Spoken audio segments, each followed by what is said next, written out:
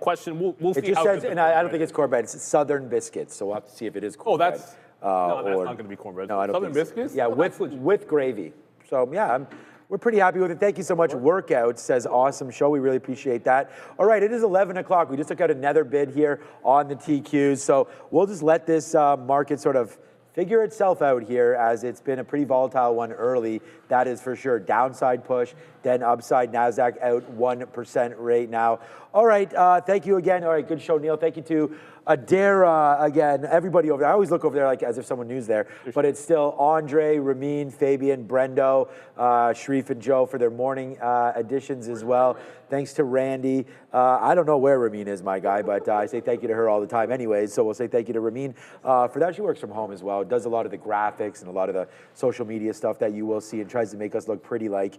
So that's that. I don't know if Sia's coming through today, but we thank her as well. A new member of the team there, Sia, did a great job yesterday as she sort of just eases her way into the role. So we're really happy for her and glad to have her part of the team. All right, that's Neil. I'm Sean. We'll see you at 2 p.m. Hopefully we don't have too much wine in us by then.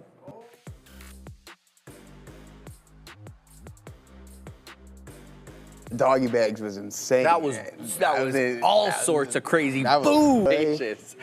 Beautiful people, welcome to the Midday Show. This handsome gentleman is your boy Joey Options, and I'm Sharif. We got Baby Hands Donnie. Put in the red shirts. Absolutely not. We're going TVD 007. We got Kirk D. Let's freaking go. And Andrew Chow, shout out to Dark Trader. Uplift Markets and Hangry Wife. We got George. We got Juan. We got Mateus. Mike P. D. Ryder. We got Frank Trades and Rex Banner. Shout out to Sahil.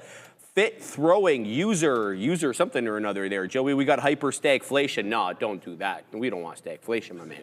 William Randolph, Joe's Big Daddy. Did you see that one? I've seen that guy. Joe's Big Daddy. We got Aaron Andino, Big Sky 69. We got Jay Coingy. Who else, man? We got Guerrero. We got Dig 0120, putting in a lot of emoticons of me. We got Fluffy Hippo, the Fluffsters joining us, as well as Kenya Flowers. We got Pete, Front Porch Trader, Big Nephew, James Villa, Vincino. I probably butchered that last part. I do apologize. JR. We got M. Not, Mr. Janky Stock, Joey. One more.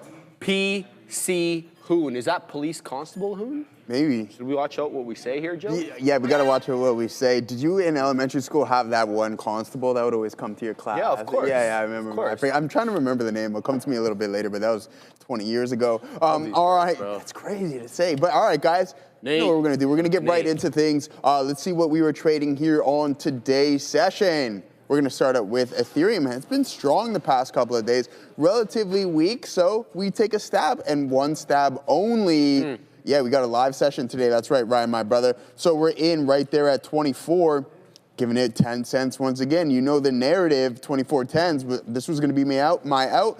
But I'm like, you know what? I really don't like this. And the volume slowly started to pick up as we came back against the volume-weighted average price. So we get out of that one for smaller than a 1R loss on that trade. But the one of the day was most definitely the TQQs, guys. Some nice action here. Once again, just going back to your risk to reward, you can see I'm in at 54.10s. I was literally risking 10 cents on that one, waited to hit to a 2-to-1. We take our first little out and then we piece it up. So all together, roughly around a 12.5 to 1, which isn't bad. What I locked in is about a 5 to 1, but still, regardless, you take a three-quarter R loss on the first ETH trade, and then you get a nice little move to the top side here in the TQQs. I know Katina Man's still cooking up on that one, so nice work there and a nice trade on the TQQs, brother. All right, man, let's get down to work. I don't have any trades yet, just sat down. See this monster moving GRAN. I don't know where this one came from when I was doing my setup this morning. Or not this morning, like a few minutes ago. This was not on the watch list. The last, it just popped up there with some volume. Let's see if it holds a $0.50. I'm looking for a continuation through 5. 5 is the high of the day on the dot. Let's go ahead and put some profit takers in the low 90s. Anything below the $0.50 will end the trade for me. And we'll start 0 for 1. But there's a whole bunch that I've got on the side chart that I want to get to in a second. But I just want to see how this trade is going to pan out. Showing me 78s. I got 81s. So not really out of the money by all that much, and looking for a continuation as the price spike could come in as this starts showing up on people's scanners. That's the only way people are going to know about this if they're not already following it. So GRAN on the NQ looking decent here, but the volume just started coming in. $92 million market cap, still a few pennies out of the money. There's a whole lot to talk about, guys. Holdovers from yesterday. I really do mean BEAT, beat. Velo is still holding up. MIGI is still holding up as well. So those ones will be in focus for me. But I just want to see how this trade is going to resolve, because it's coming back into the $0.50, and that will end the trade for me quick as you like. We're not going to hold this one into the area lows. 10 EMA on the 5.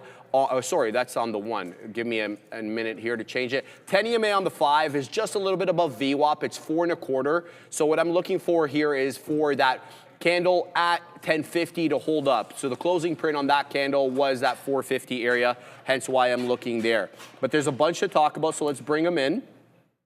As I mentioned, BEAT, a great holdover from yesterday and looking real good. It has like that magnetic effect on the 10 EMA on the 5 that we've been talking about for a while. Every dip into the 10, it gets bought up. That's top left of your screen. VELO, we know your girl KC526 absolutely destroyed the trade on VELO. I had a couple of good trades on this one as well. It is putting in a lower high, lower low pattern ever since basically 1030 onwards. So let's see how this one resolves. MIGI was a good trade for me yesterday. Started up tough, but we ended up making money on this one. And this one is decent, but it's breaking down below the volume weighted average price. So for the moment, we won't be able to trade it.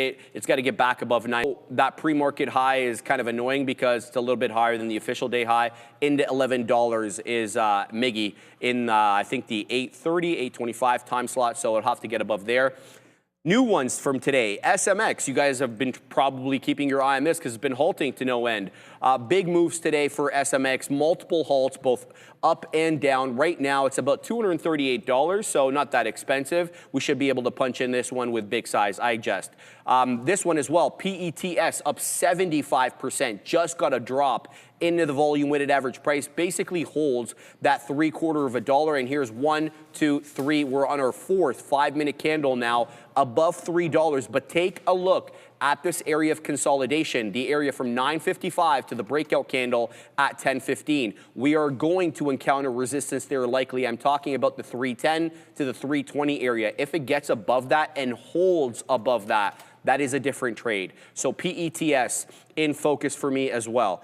NXXT just pulled into the 10 EMA on the 5 after breaching $2 very, very momentarily. It's not a big move on the day, $1.69 closing print yesterday, and here we are dropping into the $1.92 after making that 202 high. VOR, kind of two bull flags here on VOR. You get that initial bull flag right at 930 as the market opens. We consolidate below 1090, between 1060 to 1090, and there's the second bull flag right at 10 o'clock sharp. It shows up on time, and now we're doing another area of consolidation. It feels like it's 1175 to 12. That's the range of the second bull flag. Will we get a third? Your guess is as good as mine. We can just try to put the odds on our side. That's what trading is all about.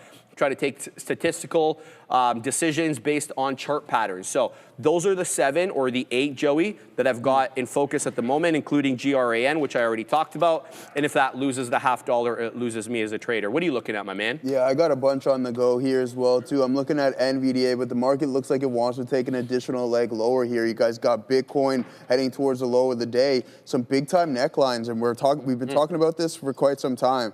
When the market was frothy, we started to get these breaks, and sure enough, their continuation plays here. So a neckline right there at 58.78, or sorry, 50.78 on IBIT. Same thing that we got going on here with ETHA, heading right towards the neckline. Oh, you guessed yes, sir. Neckline. You got it right there, brother. My Winner man. On that one. And same with the NVDA. Same thing, guys. So a lot going on right now. I'm going to be patient. We had a pretty solid trade on the TQs. We go 1 for 2, 50% here on the intraday session. Bang. And this break might be a solid play in the crypto space, continuing its weakness. Now, I was looking at NVDA, guys, and I was talking about this for quite some time. I think that we're going to see some lower prices here, and that's okay. You know why? Why? Because I'm a big-time buyer at the end of the day, Sharif. Okay. If we crack 172, what are we talking about here? What are you talking Again, about, Joey? a neckline. Oh my God. Gee, you see the same narrative? I see it. At the end of the day, this is what you got to do, man. And that's what trading is. It's pattern recognition. And Brian Shannon and I were talking about just seeing the volume the other day and just how it was expanding, and it gave you a little bit of a bounce. It wasn't a full-on recovery, but if you have the ability to identify those things, we have to try and capitalize on them. So 172.54 is going to be a big-time moment here and a big level on NVDA. If that breaks, I'm going to assume that the next potential, which you'd be like, Joe, that's crazy, brother. You think that we're going to head all the way down to $153? That will put us down roughly around 27.7%. I think there's a chance of that. Now, if we head over to the weekly and take a look at what we got going on, potential head and shoulder. Shoulder one, head. Now shoulder two is starting to form. Could I be wrong? Absolutely. And for those who are permanently long like myself, I mean, in the long-term accounts, it's not the best, but if you're sitting on some cash, which I happen to be, then we can buy some more at lower prices. You also have to take into consideration, we've been on a run for almost 4 years at this point, right? So like October of 22, I get that. But we're heading into the new year. That's 1,800%, just like that. So if you don't think that we're going to see an additional pullback, then I don't know what to tell you, because that's what I'm thinking is going to happen. We've seen 45% in earlier this year as well, too, and I don't think it's going to be that drastic, but I do believe we're going to see some better prices, and I want to buy these names continuously because our boy Danny Ives, I mean, right and wrong, that's how we are. That's what the name of trading essentially is. You're going to be right a bunch of times, you're going to be wrong, but he says this run can go on for a couple more years, so a pullback is going to be relatively healthy, and that's what I'm going to be patient and wait for. I can take a potential short here on ETH, me in the face saying, Joseph, you better take me right now, bro. You know what we're going to do here, Joey? What are we doing? It's pretty. It's so pretty. It's pretty. It's so pretty. We go with... We're halted freaking up on Grand, Joey. We got 60s on. We're halted now at 517s. There goes Grand. GRAN up 60%, guys. What a hold off the previous area of technical support. I'm talking about 455.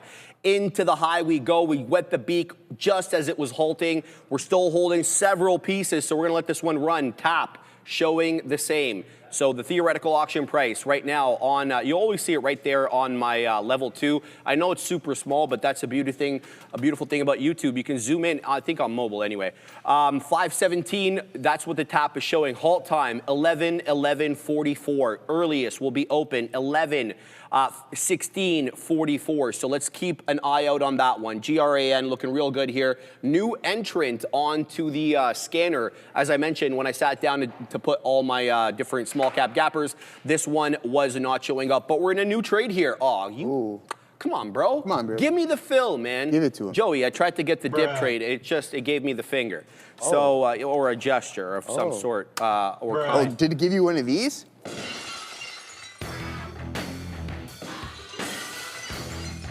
I love it. I love it. That's never gonna get old. I tell you. Like if you lived through the Austin era, the Attitude era, that's not gonna get old. Man, no way. It's not gonna get old, Joey. Don't do it. Shout out to Fluffy Hippo. I am refocused. I don't lose. I will make this up, do better, and make more. Let's go. I love that attitude. That's absolutely an A+ attitude. Fluffster, shout out to you. We're going to shout you out. That's one hell of an attitude there. All right, so BEAT, Joey, BEAT. It's holding the 10 moving average on the 5 quite well. It doesn't mean it has to do that forever. So I got in a little bit there. What did I get in? I got in at 14s. There we go. Now we got the DCAs. That gives me 12s. But what's my move? My move is a breach of 2. It loses 2. It loses me as a trader for now until it sets up a bit better. Here are the levels that I'm looking at. The 10 EMA, we're at it right now. 206, 205, hard to tell. Then volume weighted average price, $1.92. I don't like when VWAP and the whole dollar level are too close together because it either forces me to give it more room below, the whole dollar level that I was charting off, Or, you know, it just has a way of disrespecting one of the levels. Either, you know, the whole dollar level doesn't matter because VWAP's really close by, or just it causes all sorts of bamboozlement. So I'm displeased with make it up. In any event, Joey, look, we got the dip trade. We can't complain. It's holding up off the 10, but it's got a 229 high, and now it's been putting in 1, 2, 3, 4, 5 lower highs in a row. So it's going to have to change its tune here before we get a print. So showing 14s, there we go. We went the beak on that one quickly. Just want to look at the time right now. It's 11:25:26. That means we have a bit of a bit over a minute, I should say, Joey, until GRAN opens up. And now the tap mentally has changed. It is showing triple fives. $5.55, now 53 on the theoretical auction price on GRAN. Recall, we halted at 517. So hopefully we'll take a couple of prints on this. BEAT holding up off the 10, moving up. We got 11s. Let's wet the beak at 17s. We're now posted at 19s and 23s. Shout out to Jordan. Shout out to Jordan, yes. Nice work there, brother, on hitting that. All right, we posted up at 23.90s. Never caught a fill here on ETHA. Looking for that short move past the low of the day. So I'm going to be patient. I don't want it at any other price. I don't want it. It's that simple. I'm not going to chase it lower, and I'm not going to post up. I mean, if it comes back aggressively, hey, I mean, I only have to give this 10 cents. You see the narrative, 10 cents worth of risk. We're going to look for 20 or 15 to the downside. But at the rewards, and if it's going to continue to climb higher, that's fine. I have no issues getting out. But there is zero chance that I'm going to be chasing this short in the crypto space. Palantir putting an indecision print right at the volume weighted average price. What is our boy IBIT up to, heading towards the low of the day as well? We'll go over the top performing sectors momentarily, but let's actually pull this up and just draw our support lines. This thing's going without me. Oh, you dog. You dirty dog. Yeah, I know, man. I can't believe that, Sharif. What a shame. What a shame. But that's right. There's going to be plenty more trades throughout the day. All right, so let's mark our levels out here, guys, on the 8 names that we have across the board here. We're going to start this off with the TQQs, and then we also have Tesla heading towards some key support levels as well, guys.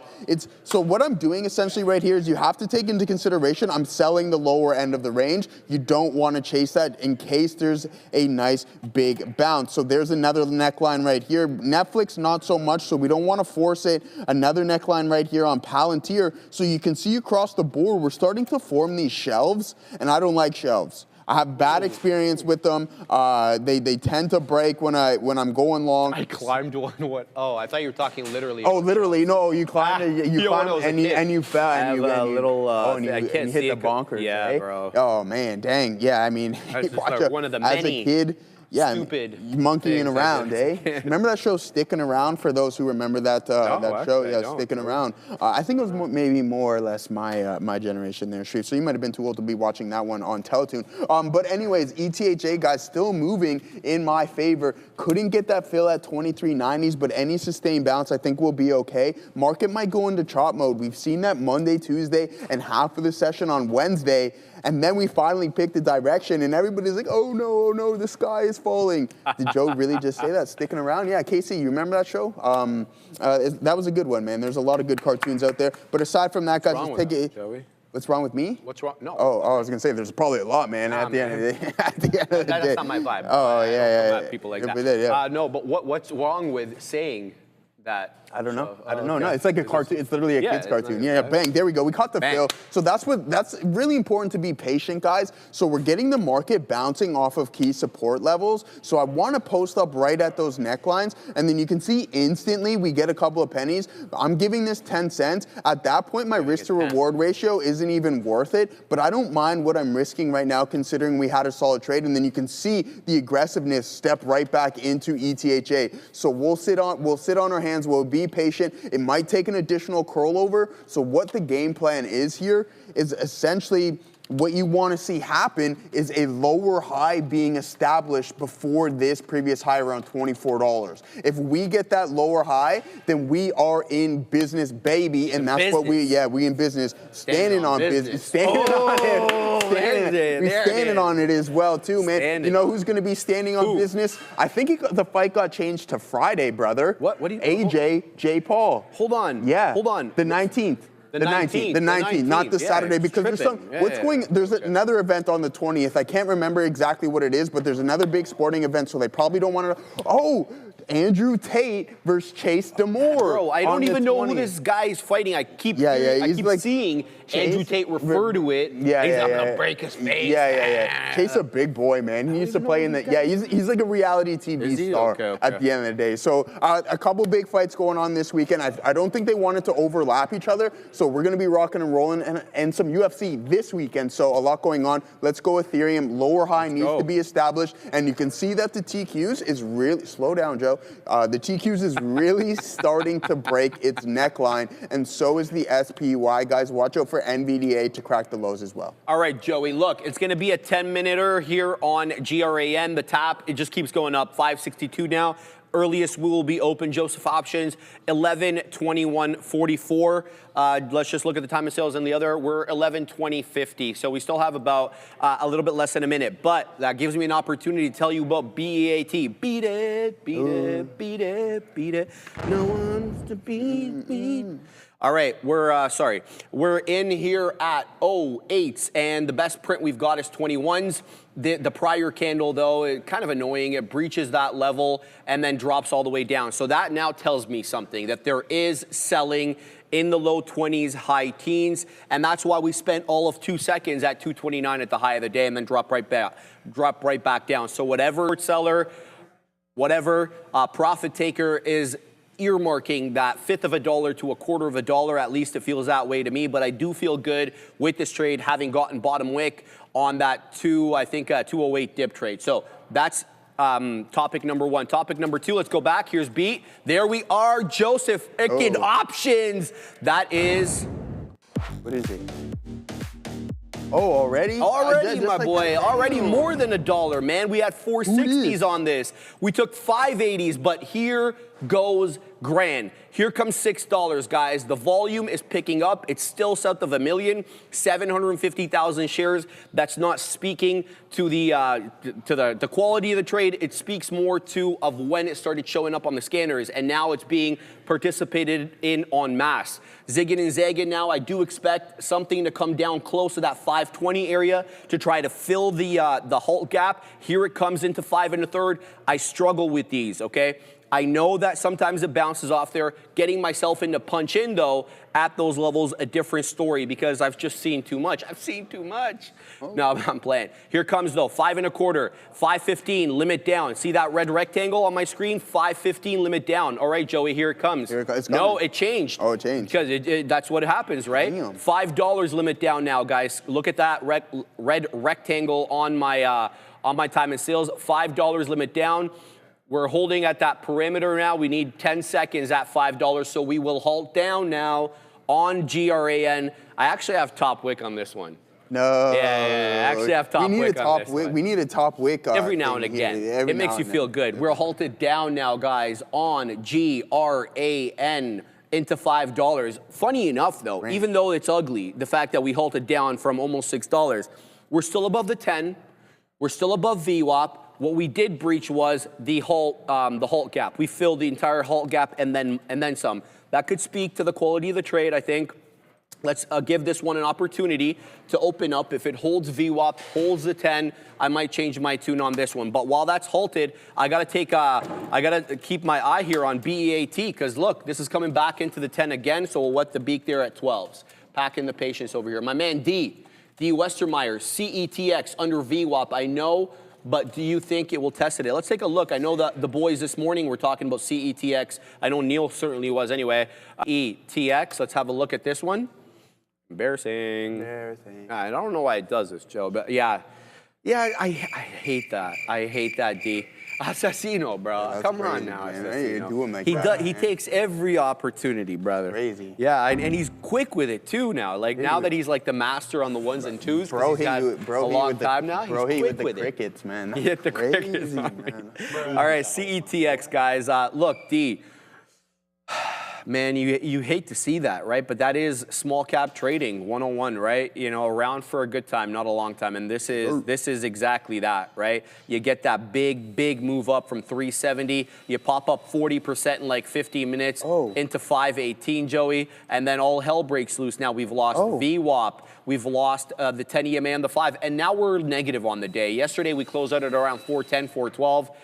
And look, I think even if it makes it up into that 410, 412, it's going to reject it. Look what it did earlier. It tried to curl back up, got into VWAP, dropped again. So I don't know if I'd be looking at this one today for a long, but yeah, I personally don't like it. Ozan, Sharif, are you okay? Are you okay, Sharif? Will you tell us what will you tell us that there's a sound at the window? Then he struck you, a crescendo, Sharif. What is going on What here? the hell is going on, bro? Neil's laughing up a storm. I don't even know what's happening right now. Are you okay, though? I'm all right. All right, man. That's all that matters. Randy's there, right? Randy Randy can vouch that I'm okay, right, Randy? There you go. He gave Is that from a song or something? No, bro. That's Smooth great. criminal. Smooth criminal. All right, man. All right, Joey, what are you looking at? Yeah, I mean, there it goes. We told you, we stick to our stops around. We get stopped out right here at 24 flat. Neil's still dying He's over laughing there. up a storm. Oh, no. But, I mean, it's Alien Ant Farm is better. All right, okay. Anyways, aside from that, guys, this is what I was talking about, that lower high being formed. So there was an opportunity to get back in, but we go 0 for 2 on ETHA, 1 long, 1 short. That's totally fine because we cooked up on TQs earlier, so we'll avoid this for now, and then we'll look for some other opportunities. I was keeping my eyes on NVDA, some indecision prints off of these lows. But I mean, guys, there's other ways and other spaces to invest in, and something that doesn't involve GPUs, CPUs, TPUs, and all these other cloud and everything along those lines. There's a lot of names in the market, so we're going to start to focus on that. I haven't even looked at SMR this morning, but bang, heading right back in towards those key necklines out not too long ago. 177 is going to be a key zone on NVDA, and we're going to pull up the options chain right now to see if there's some massive supply, because if there is, that might give me a little bit more conviction to the short side. So let's pull up the options chain. Chain. Yeah, I was gonna say that, but we're not really chain gang around here. That's I didn't even know what it really meant for quite some time. Joey. But hey, man, that's all right. We'll have a little bit of fun with it. Oh, take a look at this one, guys. 185, 102. No, Jeffrey himself. There he is. What's going on, brother? Mendel. Mr. Mendel in the building. That is correct. The superstar has now arrived with his entourage. That is there. 185. I'm excited for my doggy bag. I got to tell you. Yeah, the Very dog. excited. I bro. can't believe that. That is cold, man. Neil, just make sure my doggy bag makes it here all right. With a bow, at least, brother. I give you with a bow. Please, man. Anyways, $185 strike price, guys, sitting at 128,000 contracts. So I'm going to be looking at that as a supply zone and a potential ceiling there in NVDA. We're not even relatively close to that right now, approximately 12 points from that level. And then also, we have 66,700 contracts traded on the intraday session. Massive supply zone at 190 right there, guys. 170,000 contracts going to be expiring this Friday. And then as for 180, 23,300. Look at the volume on this bad boy, though. So I think that might be a ceiling on NVDA. We might have some troubles breaking that 180 level, even though we're still 3 points from that specific one, my friend. Joey, Grand is giving it up in a hurry, man. You know what this reminds me of? I know you don't watch Married with Children, and you didn't watch Married with Children. I did. There was like an era where Bud, he's the son in the sitcom. Yeah. Like he has his face called Grandmaster B, and it's like when everyone was trying to do like the rap in the early 90s, after Run DMC, I'm assuming. But yeah, Grandmaster B, and this reminds me of Grand. All right, yeah, shout out to IBIT. All right, I love Kelly. Who doesn't love Kelly, Death God? Are you kidding me? Shout out to Christina Applegate, man. No, seriously, Grand halted down. 428. This is 2 halts down in a row. It has now lost the 10. It has now lost VWAP. This does not look good, but there goes beat. into the mid-20s again. Very happy with this one. We've got several more outs on this. We've got 07s long. There's 23. Shout out to Jordan. High a day on BEAT, 29. Looking for that continuation, of course, above the high a day. Packing the patience down now. Shout out to Big Nephew. Top VWAP. Bud is a rapper and DJ now. Shout out, yeah, what's his name again? David Faustino or something like that. I see him every now and again with Ed O'Neill. He'll make a cameo somewhere. Fluffy, married with children. That has been a while. You are showing your age. I'm old AF, girl. Trust me. Not that old, my boy. Yeah, and I have no problems with that. All right, what else we got over here? She ain't no Kelly Kapelski though. No, Kelly Kapelski's a different breed. No, you are absolutely right. Kelly Kapelski is yeah, that's my absolute childhood crush, man. Oh, yeah? Tiffany Amber Thiessen, bro. Oh, yeah? my days. Damn. Yes, absolutely. Remember Topanga? Of course, Topanga. Danielle Fishel. Yeah. Danielle Like Fishel, Topanga. man. Yeah, that was another, what's it called? Young Sharif crush there. Ooh. Yeah, man. Topanga, For man. me, Everybody was, loved Topanga, bro. My crushes were Stacy Keibler and Tori Wilson. Okay, I get that. So you were a wrestling guy. Yeah. Right away, I could tell you were a wrestling guy. Stacy Keibler and Tori. I had their posters on my wall and everything. So yeah, man. I good love stuff. that, man. Yeah. Stacy Keibler is known for the legs. Right? Yeah. Shout out to Jack CW, my man Sharif. You made me money with AM back in the day before it went private. That was such a fun name. Shout out to my man. I do appreciate you, Jack, there, 3659. Appreciate the kind words. But look, guys, we're going to pause for a second. We got to go to Adara for the crypto segment. And not a moment too soon, because GEMI trying to break out a bit here. This is Gemini Space Station, which, contrary to its name, not a space company, is actually a crypto company led by Tyler and Cameron Winklevoss. Facebook, now Meta fame. Interesting look here. Basically, the company is announcing that the Commodity Futures Trading Commission, or CFTC, is actually granted a designated contract market license to an affiliate of GEMI called Gemini Titan. This is going to allow them to enter the prediction market space. Now, this will put them in competition with the likes of Robinhood, another crypto name that's trying to enter into this prediction market space. Interesting look here for GEMI, kind of a crypto adjacent story, and the stock has responded very well. Let's talk about BTC, which is not having quite so good a day here compared to GEMI. We are still running to resistance just above 94,000. Right now, though, some lower support at 87.8. Right now, we're trading around 89.4, so let's see if we can hold up at around 87,800. If not, let's see if BTC goes a little bit lower. We'll take a look at Ethereum. Ethereum, unlike Bitcoin, still making some higher lows and higher highs in the daily. These two have been trading in tandem for the last little while in terms of their daily patterns. We're starting to see a bit of a divergence, so let's see how this ends up unfolding as we send you back to Sharif and Joe. Yeah, good stuff there. All right, $5 super chat. Nerd affiliated. We like that. But no, obviously no gang affiliations around here. Sharif in Burberry. Yes, sir. He's icing today. And all the wrestling talk feels like a MJF heel turn is coming. I don't know what that is. MJF? Heel turn, yeah. Heel turn. Oh, man, so it's wrestling, so we know that. Okay, it's not Who's the that, ankle lock, is it? No, hold on. MJF, I feel stupid. All right, we're going to have to use We're gonna have to use type it in. Type it into the LLMs, MJF stands for which wrestler? Michael J. Fox? No. No, I don't know, Man, who just made you say that? Let's see what Gemini says. Maxwell Jacob Friedman. Nah, that ain't it there. The only John Bradshaw Layfield, man, that guy was class too. I like him too, of course. The Outlaws. Remember him and Farouk? Farouk, yeah, the initiative domination. I love how they would come in the limo and he'd have like the bullhorns on the limo. He was champ at the time, bro. John Bradshaw Layfield, man, what a stud. Yeah, wrestling's great. Was great. I don't know if it's as good. I don't like Roman Reigns, man. To be honest with you, I think he's the worst champion. JBL? No, Roman Reigns. Oh, yeah. People really do not like Roman Reigns. I don't like Roman Reigns. He's born on my birthday, too. He's a May 25th guy. But you know why people don't like him? Why? Because he was forced on people. Like, McMahon wanted him to be the face of the company. And people are like, yo, we don't want this. Yeah. I like Seth Rollins. Yeah, I like Seth Rollins. I like Seth Yeah. Rollins as well too. And then we got Logan Paul, who wants to become the best in wrestling as well too. It's like, get out of here, man. No one really likes you. All right, guys, right back into these markets. Yes, sir. Some choppy stuff going on right now, right? We have those necklines holding up, so we're not breaking necks just yet, Sharif. Okay. Like Tori and Stacy were doing back in the day. But TQs and Tesla bouncing right off of those support. That's why it's really important for us to mark these levels down. And then I'm keeping my eyes on NVDA. So if we have any form of a sustained bounce, then I think we're going to be rocking and rolling. Katina, don't forget to bring us back something, brother. I'm very excited for the doggy pick.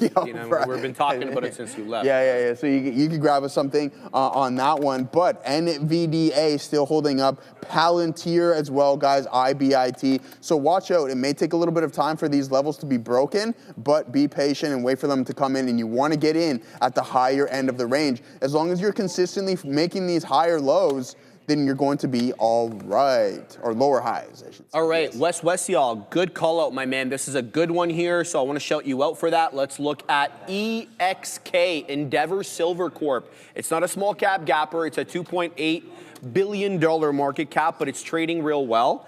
I'm probably not going to trade it, but I'll have a look at it for you. And it's a decent price, too, so the price is very similar to some of the ones we see with small cap gappers. But I want to talk about pets, because that one is breaking out right now. I see it, Bovin. I see it. It's already on the side chart, my man. I see the curl off VWAP. Great look for pets. But this is EXK. Silver, Endeavor Silver Corp Canada. Canada-based mid-tier precious metal company. You got to love that. We love our country. EXK. Let's throw in the ticker. So it's really simple for me here, West, y'all. This one is defending the 10 EMA on the 5 on a closing basis. It does have a tendency to wick below. As you can see, it wicks below the green line. But quite frankly, that's all right. I don't feel we're at a critical area of resistance, this 9.5 maybe. Let's go to a wider time frame so I can just make sure that I'm not inaccurate about that. No, I would actually like a move into 10. It feels like $10 is where we'll encounter resistance, not just, of course, because it's the whole dollar level and psychological resistance. But take a look at what we did on the 28th and then the 1st of December. $10 was a level we really couldn't breach on any decisive basis. So my move would be on this, West, y'all, pick it up off 945, 9 low 40s even, and then try to ride it into 10. It loses VWAP at 930. Get the hell out of there. That's what I would say on EXK. But there goes pets. Good call out, Bovin. There it is, guys. Curling in now, only 10 pennies below the high of the day. This is a textbook freaking hold at the volume weighted average price. It has all the right ingredients. It gets a red candle to take you into VWAP, a doji candle, which is a candle of indecision, and or a reversal candle, and then you get the confirmation candle vis-a-vis this monster green candle here on volume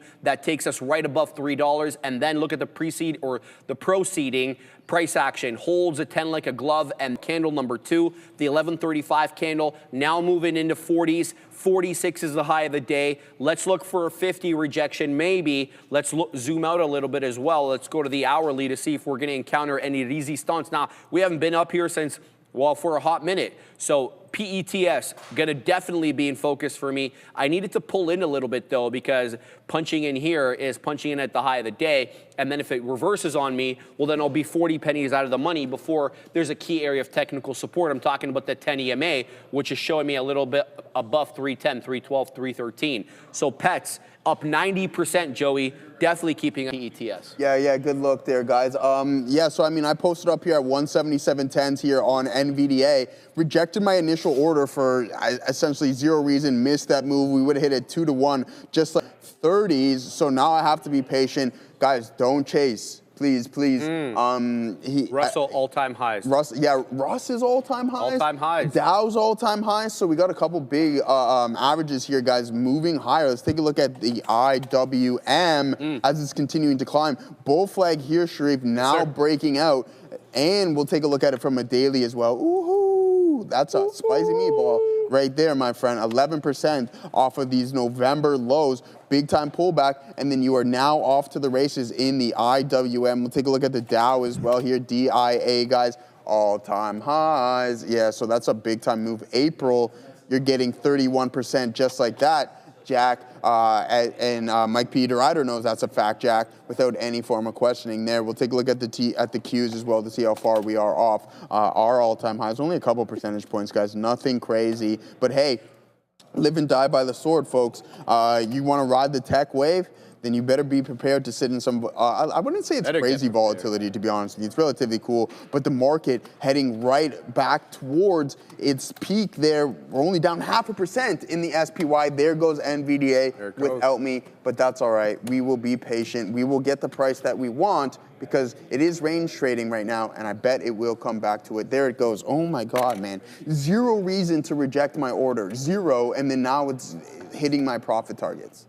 That's frustrating, brother. Zero reason, man. Yeah, remember my wash trade crap yesterday? Yeah, like zero reason to like, it's like, oh, it's saying zero reason to reject the order, and then sure enough, I have to type it all in again, and then there it goes. Just so much fun, Joey. I love to do that because the price waits for you. Yeah, right? exactly. It doesn't change and go order. It's nuts, so fantastic. Rich Tech Robotics, RR breaking out right now, guys. Nice move on RR. It's up almost 5%. Shout out to West Y'all for calling that one out. He's been calling out a lot today, so keep your eye out on West Y'all's comments in the chat. Look, Rich Tech is looking real good, but I'm looking at Velo, Assassino, because you see, Assassino, I want to show you something, brother. Take a look at this. See how it goes up aggressively like that, and then it comes back down, and then it starts doing like a rounded shape, Assassino, like a bowl? That's good. That means the buyers are stepping in aggressively there. And so this is a bullish pattern, right? This is what we call a rounded bottom, or it could be a bull flag. Anyway, we're right back into that 11.5. It's an 1179 high a day. There for a lot of the viewers yesterday, most notably KC 526, pumped for you. And this one is about to take out highs. 1160, 1170 now showing up. 1179 is the high of the day. So good breakout, or not breakout, but good curl up right now on VELO. I feel like I might have missed my spot on this one, but I want to watch what it does into the highs. Now, this one suffering from the same affliction it suffered from yesterday, which is a wider spread. Currently 3 pennies, which is not wide, but I've seen it as wide as 15 and 20, and there it goes. There's 20, 70 on the ask, 50 on the bid. So it has a tendency to open up a little bit, and you need to be alive to that because you can get in a lot of trouble. So VELO, certainly in focus for me, and I'll be looking at weaseling into this some way, somehow. We've got it on 2 screens, and that's not acceptable, Joey. Rich Tech Robotics, there's RR. There is a new high of day on Rich Tech, clearing 6% now. The breakout's on right now on Rich Tech. It took out 4.25. 4.25 was the earliest area of resistance, and it keeps going. Here's 443, 444. So breakout right now in progress on Rich Tech Robotics to the tune of almost 7%. Keep your eye out on that one as well. PETS, we don't even have a screen for that. We have green. So let's go ahead and type in the right word here, PETS. 1 penny spread, looking real good. Bovin, I'm gonna get in if it pulls back into that 320, 315 area. I'm hoping for that, Bovin, and then I'll DCA all the way down into 290 into the volume weighted average price. Hopefully no, but that would be my plan. Now, on PETS, prior bar low, which is the 1135 candle, is about 317. So if this current candle breaches prior bar low, that could spell a double top, right? And you know, I don't want to definitely be caught in that. But there's a whole bunch breaking out right now, guys. Beat, Pets, Velo, Rich Tech, they're all on the move right now. So it's hard to choose which ones to trade. So we're going to keep an eye out on that. You all right, bro? Yeah. I'm just rattled. I'm rattled, dude. Look at this thing. Yeah, man. 177.10. We wanted that price right here at this support level. Boom. Climbs up to 177.75. Again, 10 cents worth of risk. You hit that 8-to-1 just like that, man. And like, I don't even really know what to say. But yeah, we got to get over it because there's going to be other opportunities. I think this is just somewhat of a liquidity grab. You do have Ethereum breaking downtrend, guys, so that's not a horrible look whatsoever. Boom, you can see we're now on the backside of this trend heading towards some pre-market highs. We rejected earlier on the intraday session right there at that 24.28 level, and now we're starting to head right back towards it. But Christoph said, hey, Joe, man, punch. I'm like, brother, man, there's zero chance that I'm punching. I want those precision entries. I want the price that I want. Why? Because that helps me put on Yeah, exactly. There's more plays to make, Dinkelberg. You're 100% right. But when I have those precision entries, it's just like, dude, oh, okay, maybe I messed that one up a little bit. It's like, hey, you're there. Look what I'm risking, right? So your risk to reward is key. If I were to punch all the way up here, where am I proven wrong? 70 cents. So that's why it's really important. Your location on your entry is extremely, extremely key. So that's why I wanted that specific level and that specific price, because you can see we're now starting to get that bounce towards the volume weighted average price. My risk to reward is drastically changed if I were to punch at those highs. And I don't want to be buying into resistance just yet. But PLTR, obviously the dog of the market, man. This guy reminds me of just a complete dog, man. Just a fighter at all times. 147 all the way up to 189. That's 30% just like that. ELS is December, US PPI to be released on January 30th. Thank you very much for posting that, Adara. There is going to be some more action with that to come. But the overall market, chilling. It's deciding which direction it wants to go. We have a little bit of a breakout here in the crypto space. Other names, the SPY is closer to the high of the day than the TQQs and the Qs, guys. All right, I got into pets, guys. We're going to go in small size here because we're getting in at highs. New candle just opened up. So the candle prior, the one that 1140 closed as a red doji candle, which is not a glowing endorsement, but there's 32. We still haven't taken out prior bar high. Prior bar high, come on, bro. Why is it? Like when I mouse over, it should be showing me. Prior bar high is 35. So we currently have a higher low on this 1145 candle. Prior bar low is 25. So the prior candle has our 10 penny range. There's 32. I'm posted at 33s, but I'm also looking to defend the hammer, or the candle, sorry, I should say, at 1135. So I put in a dip trade for 20s. As you can see that cyan resting order there waiting at 20s. Let's see if we get it. So first, let's see if we get a print to the high side, and if we don't, let's see if we get the DCA. I'm going to look to DCA into this one into about the 10 EMA, which is a little bit below the 20 penny area. That's number one. Rich Tech is continuing to go, guys. We gave you guys this at 4 and change. It's up 9% now. Rich Tech Robotics breaking out as we speak, 453 high. It's all gas, no brakes. It's 4 green candles in a row on the 5, so be on the lookout for that. There goes Pets. It's now at prior bar high. Can it breach prior bar high? The answer is yes. 36, 37s. Can we get a little bit more? 38 now showing up, Joey. We're going to take profits there. Cancel the order. Move it up. Now we're going to go to 42. So PETS still below that big candle at 1135, the high of which is 42. So we got to get above that to continue to make higher highs. But for the moment, we have higher lows. Can't complain about that. We got 29s on the moment showing me 36. So good look there for Pets. How's that trade on Beats doing? There goes Beats, Joey, into the high of the day. Wowzers, there it goes, man. Good breakout trade on Beats. We got top wick for now. That is 38 there, up 50%. But now we're exhausted. We don't have any more shares. Shouldn't have been taking it out over here like an idiot. But in any event, we'll set up a little bit better if this comes back down into 220. BEAT breaking out nice. But look at that reversal. Oh, no. On PETS, 29s now coming in. We actually made, this candle doesn't look good at all, man. This candle does not look good at all. Higher high and lower low on this current candle from the doji candle. I don't know how I feel about this, man.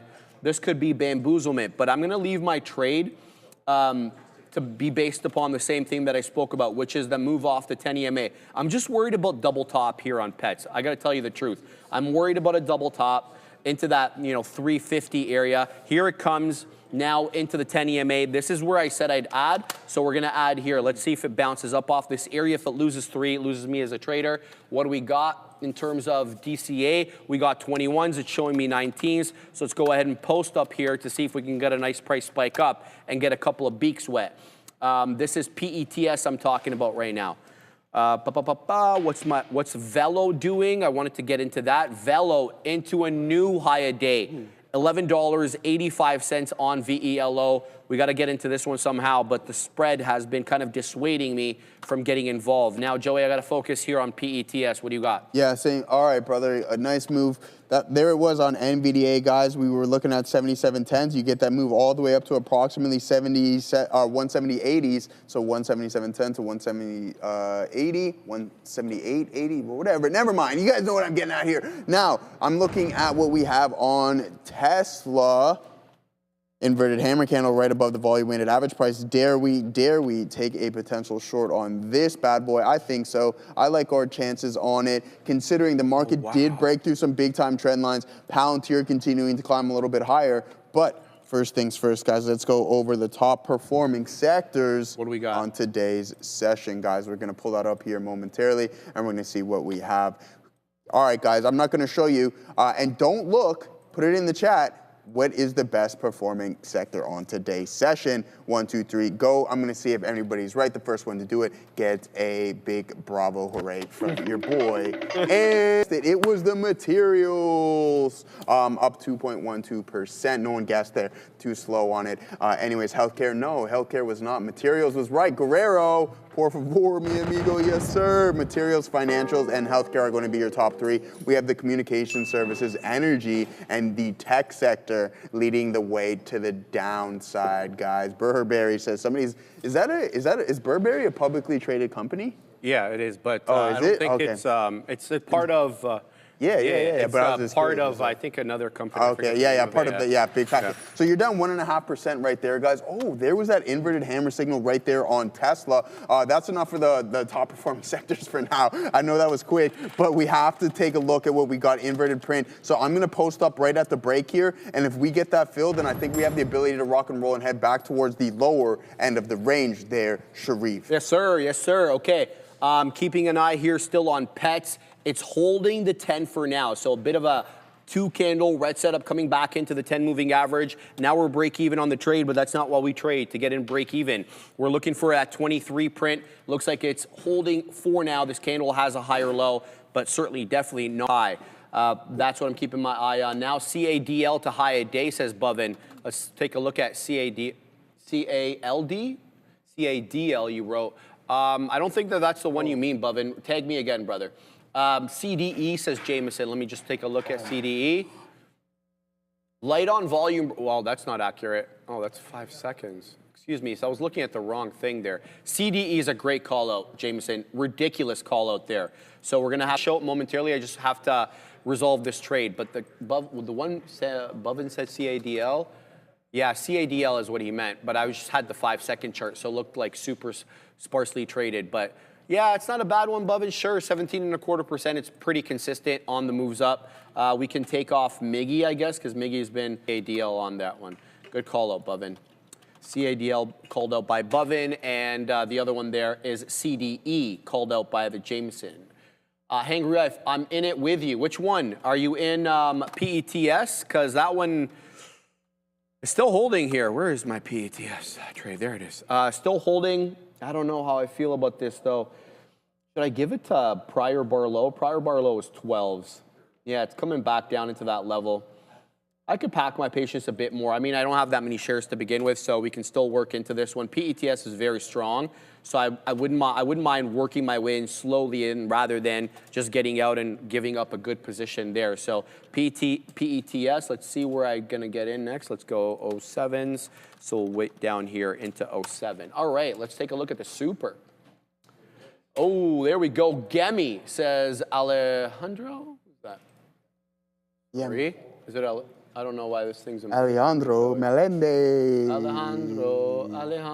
Alejandro, thank you, Melendez.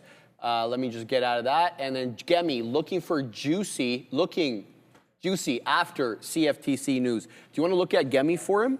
Yeah, absolutely, man. We're posted up. We're going to take one more stab here on ETHA, but we're going to look at GEMI for our boy, Alejandro. Oh, okay, so a nice move up there. Gemini space station right here, guys, a big time move from $11. There goes the market to the downside. Oh no. So 1180 all the way up to 1395. You can see in the post market yesterday, 1450 was that high, and you're starting to reject it. So not too bad of a look whatsoever. Couple missed opportunities here, guys. I mean, as for Tesla, but thank you very much for that super chat, Alejandro, and there it is, looking pretty good. Let's take a look at a daily, considering my trade is kind of gone without me now. Ooh, okay, $45 where we're currently trading at. You lose 78% of the value, a little bit more than that. But a nice curl over right here. Look for this move to be sustained. That's your out. So you have to risk about $4. If it cracks that low, watch out for some more potential downside, guys. Sharif, give me a second here, brother. I want to put some I see beat, guys. I see beat. I can't tag you, brother, because your name is in Hebrew and I don't have the Hebrew keyboard. So, but I do see it, 55.4, and I was trying to respond to you. New high day, Joey. 258 here on BEAT, but it breaches the $0.50, and of course that is a psychological area of resistance. Zagging, dropping aggressively now into the 230s after making a 258 high day. This candle doesn't look good. It's basically a red doji candle, at least for the moment. This is what I'm seeing right now on BEAT, topping tail into 258. Down we go into the 40s. There is a level of support here, at least I perceive it that way, to be at 230. So this one already gave you that possible 230 dip because this candle low is 233. So you could have already gotten that. Let's see if I can get in here. I can give it to 230 or maybe risk 10 cents, give it a little bit below 230 so I don't get stop hunted. Keeping an eye here on beat. Don't want to give back on this one. We're positive on it. So here's what I'm going to do. We're getting long here. We're going to give it about 10 cents worth of room. I might already get stopped out on it as it drops pretty aggressively down. Let's throw in that stop. So we have 39s on, showing me 35s. Let's go ahead and wait here at 45s, and then we'll wait in front of the $0.50. If it loses 30 pennies, I'm out. I don't want to give back too much. BEAT, huge topping tail candle prior, and the 10 EMA I should mention is at 226, but I like that 230 breakout level. Let's see if it holds. How we doing here on PETS? PETS, let's take a quick look at that one. Right back into 20s. It's not breaking out, but it's not breaking down either. So PETS, I might have to have a little bit more patience with. BEAT, though, I won't, because that's a monster topping tail candle, which could mean a reversal. So I have to trade this one a little bit more tightly. So BEAT up 51%, keeping an eye there. Rich Tech Robotics also a couple of bamboozling candles on the 5 topping tail in the 455. Candle will make a new low into 440. Now this candle right back into the median there, 447. So good strength here on Rich Tech Robotics, still holding up, but south of that $0.50. So keeping an eye on that. Shout out to Case, dropping more cash in the chat. $5 super chat from Casey526. Shout out to everyone for this channel on screen, behind the scenes, and in the chat. Love the Trader TV community. We love you, Casey526. Oh my God. Oh my God. Thank you so much for the super chat and for being you and for being kind and always participating in a great way, Joey. Yes, so that's sir. what we're talking about right now, my man. What do you got? Yeah, I'm just watching, man, oh man, it's a little frustrating here. I mean, we're having a pretty good day, but just watching trades and setups kind of just go without us here, just trying to post up and then boom, there it goes, inverted. That's what I was talking about on Tesla, inverted here on ETHA, and you have it in the overall market as you're continuing to bleed. I posted up at 24.10s. I was just too late to the dance, so I could just remove that one and find something else. So yeah, I mean, quit the whining and let's figure it out. We'll be a little bit more or quick on the keys, I guess I should say, because this is multiple opportunities. So when you have this choppy type market, Gorv, this is when I think our system really comes best into play, is when the market is just ebb and flowing up and down, up and down. You can see it over here, you can see it there, and you can definitely see it across the board on multiple tickers, guys. So yeah, let's be patient, heading right towards that neckline, which we were talking about. A liquidity grab, I think that this was, boom, you punch back, establish that lower high right now, and then right back towards that 54.44 level in which it looks like it's going to break. So watch out for the momentum to pick up as Tesla's coming in, NVDA is coming back in as well too, Palantir coming off of that previous pivot high, and then we have IBIT doing the exact same thing, inverted hammer candle, boom, you break you break the open of that candle, you're now down approximately 20 cents from that specific zone. But Ethereum was definitely an additional missed opportunity.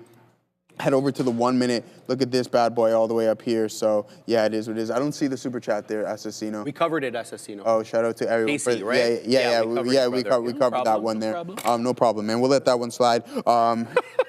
I wouldn't tell you. Talk nice to Assassino, Sorry, man. I You take it speak back. nice to Assassino, man. You get I'm caught. sorry. No, yeah, I know. Oh, boy. But no, you don't even want to know what Ramin said in the chat. Crazy. Bro, she's so sullen and rude did you see that? all the time. No, man. Did you see what I said to her? No, I'm like, hey, Ram, how you where doing? you at? How's Blah, your blah, day? blah, right? And then look what she said. I'm like, Ram, where are you? And she's like, don't worry about it, right? Oh, bro. And Sia's nice, right? Sia's like, nice. oh, you know, I love being in this chat. It's fun. For now. No, Ram, no. You don't get that kind of love from her. No. Immediate. It's a friend. They'll be BFFs relatively soon. All right, guys. TTV, we the best. Mike Peter Ryder. You already know what's going on around these neck of the woods. Hey, Katina Man already said it. We already know that other people are out here watching us, Trader TV Live, out on the background. So, man, we're just trying to have a good time. We're trying to put on these good trades. Just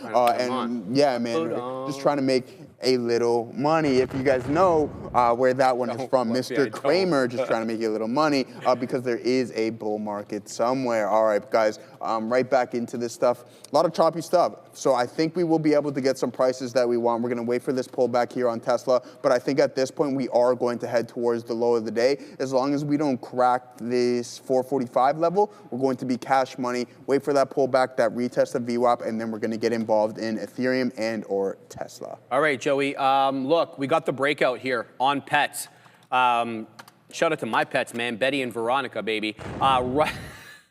We got 19s. It's showing 30s. I'm posting up at 33s here. So the 10 EMA strikes again here on PETS. Do we have a lot of shares on this one? We can take out some here. So PETS looking good, but still south, of course, of 346, that is. Looking for continuation. I don't know if I'm going to get continuation, though, on Beat, man. This is a 3-candle drop right now in Redsville. Ironically, though, it's holding to 30. That area that we spoke about. I have 34, so I'm in the money, but I'm not seeing that bullishness manifest on the chart. The only thing that I can really say that's positive about the current setup is this current 5-minute candle has a higher low than the prior 5-minute candle, so let's be on the look there. Oh, Fluffy, you don't gotta apologize. I mean, it's all love, no question about it. I mean, you're making your observations. I'm just telling you what's going on behind the scenes. Shout out to Fluffy Hippo, man.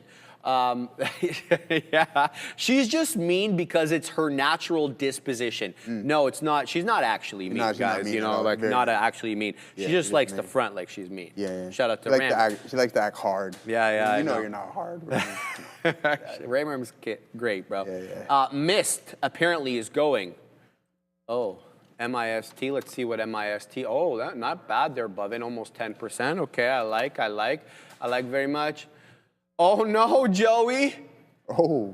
You see where AEO is? Where's it at? It's knocking on the door. 2501 high today, Joey. No way. It's a 2501 high today, Joey. Yeah, hey man. It's not 26 yet, so maybe I shouldn't get all excited and get crapped on. You better pray this hits $26, brother. You have no idea. Can I say one thing though? Oh, yeah. Can I say one thing? Yeah. Even if I don't get the jeans, I'm never going to talk about the size of the winner, but it's a big boy winner.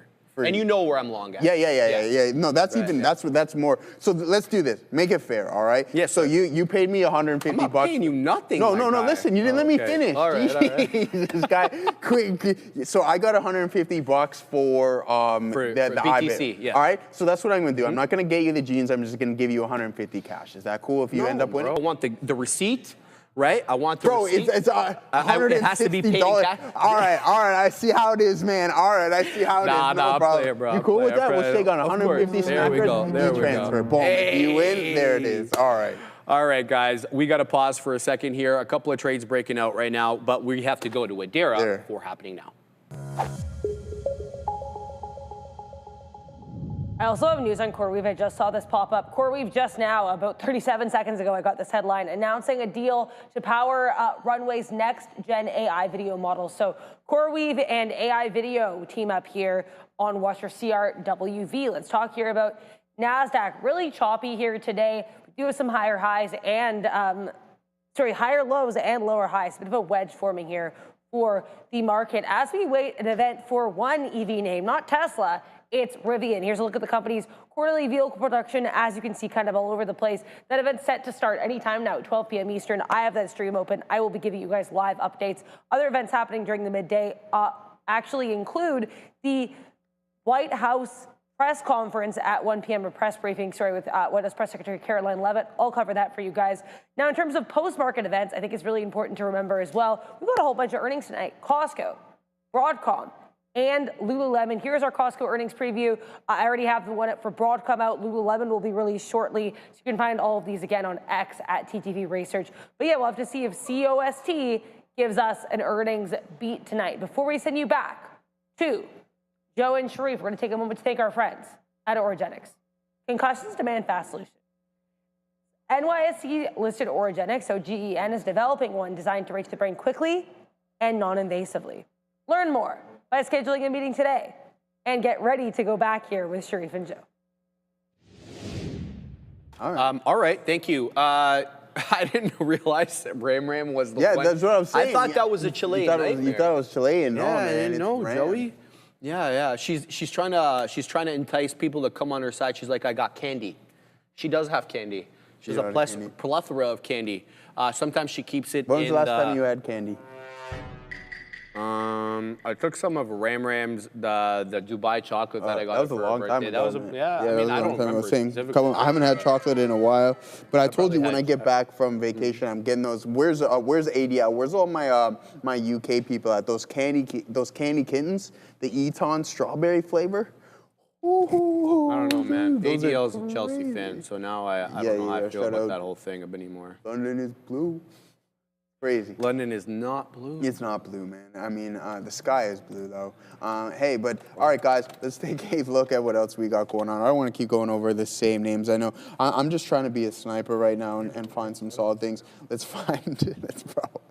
find some of the top volume setups here. You can see just the ebbs and flows that we're seeing. A lot of choppy price action. So you have that initial strong leg down in the opening drive, 5-minute orb. If you're playing that 5-minute orb to the downside, it's nice. You might get a 1-to-1 on that. Enough, you're starting to climb right back towards the volume weighted average price. We have Tesla rejecting the VWAP as well. But what's Oracle been up to? Hot mess. I mean, we were down almost 13% in the pre-market, and obviously what happened with yesterday's selling. So I have a system that it's really good for earnings reports. You pay that 5-minute range break, and then sure enough, you get a big time move. But this spike up, just a liquidity grab. It's fugazi essentially at the end of the day. So bing, boom, and you can bing bong right to the downside there on Tesla. We're still keeping our eyes out on this name, waiting for this retest. As long as we hold this candle high, I like our chances for the reload, establish a lower high, and then we take that curl over for the ladies. Oh, okay.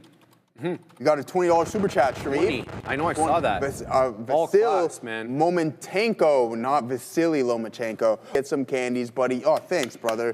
Happy holidays to you and the family as well. I hope everyone's doing well. Stay warm, drink that cocoa, and make sure you enjoy everyone else around you. You don't always have to be glued to the screen. I think it's time to kind of put the cell phones away, put the market away for a couple of days and enjoy the holiday when it comes around. When's the last time you had eggnog?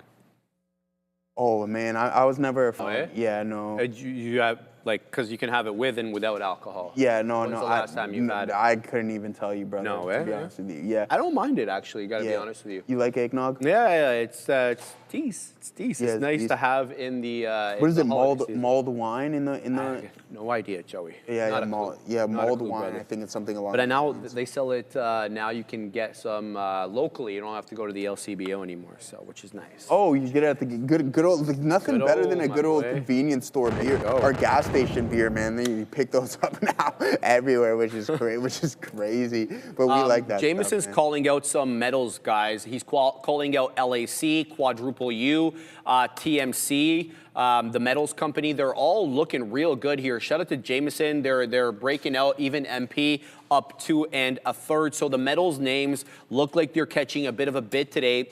I really looked at every single one, but Quadruple U, TMC, LAC. He's been calling these ones out. Shout out to Jameson. Keep your eyes out if you want to trade the metals. Looks like they're catching a bit of a bid today. I'm in beat over here. We've got 32.5 on. It's showing me 33s. It's still holding the 10 EMA on the 5, but it is a 4-candle red setup. Funny enough, it's still holding technical levels. So I want to ride this one and get a good price and, you know, see if we can move it into that $0.50. 258 is the high of the day. So we're going to keep packing the patience there. I don't quite yet. Pets, though, a bit of a different story. It's been putting in lower highs ever since that candle at 11:35. So that's over now half an hour of lower highs, despite the fact that it's generally holding the 10 EMA. What's my price on this? 17s, it's showing me 26. I see support certainly at around 10s. There's a triple bottom between the 11:45 candle and the 11:55 candle, all of which held 10s, but maybe that the lower highs are more operative than that 10 penny hold. So I'm focusing on PETS and BEAT. I don't mind getting into VELO. It looks like it pulled back in a little bit over here, as well as CDE. That one just keeps rocketing up. We're going to talk about that and much more when we get back from Adara at the big desk. Moving higher here, CEO RJ Scarin's just announcing the company's first in-house autonomy chip. So interesting look here for RIVN, pushing higher. And again, CoreWeave, we had the announcement earlier with that AI video startup Runway that they're pairing with. I'm just seeing that recirculate here. CRWV not doing too much, but RIVN moving on this in-house chip. Back to you. Yeah, we're going to get to that on the news. We're going to cover Rivian, of course. Big AI day for them today, and more information on the R2. So if you are one of those people like Randy, who's been waiting a long time for the R2, because while the R1S and the R1T are quite expensive, Joey, the R2 might fit your price range. I watched the Marquez on the Xiaomi What is it, Joey? What is it, RU7 or whatever? SU7, yeah. SU7, yeah. I mean, it's a pretty cool car. Bro, man, it's ridiculous. It's an $80,000 car selling for $40,000 US. Interior really it's nice. trouble. Let's just be real about it, dude. I mean, trouble. if the Chinese cars were to come here, it would be big trouble for legacy. 2020, I think 2027, starting its launch in the UK. So dude, they're already in Europe, and we see what they're doing in Europe. It's BYD. like you can kiss it goodbye essentially to trouble. Tesla's It's market trouble for share. legacy, Joey. Yeah. 300% year-over-year increase in registrations in one country alone. I'm talking about England. Yeah. Right? For I mean, BYD. they're just like, you get the earlier. Brother, they're obviously. selling more cars than Tesla. They are, man. They are. Too expensive. It's trouble. It's trouble, man. The Chinese. I just don't get how there's obviously the unions have a major factor, but how could you build something at half the price? You can't compete with that, man. Well, yeah, I mean, a lot of it's your subsidy, you're subsidizing. All right, well. Got to figure it out, man. Guys, okay, couple of things. Pets. We got the ad into 10, so now on pets, we have 11s. Let's go ahead and post here for a nice price spike up. Looking for continuation here and a hold on the 20 on pets. But there goes beat into the high of the day. Oh no, Joey. Oh no. There it goes on beat. There it goes the $0.50. What do we have on beat? We have 30s. So 20 pennies in the money right now. Looking for that breach of that 258 high a day. It's looked like a really good chart pattern. It looked like, even though it was red on the three candle red pullback, they all held above the 10, and that key 230 level also held of good importance there. So looking for continuation here. I don't mind adding on dips now that I see that this one is holding trend up 61% or thereabouts. There goes 53, 54, 55, 58. Oh, there's another high a day. Joseph Options. Can we continue? I don't have to take it out here, man. Let's see what this one does. Wants to revert back, we'll add a little bit more. So big moves up here for B8.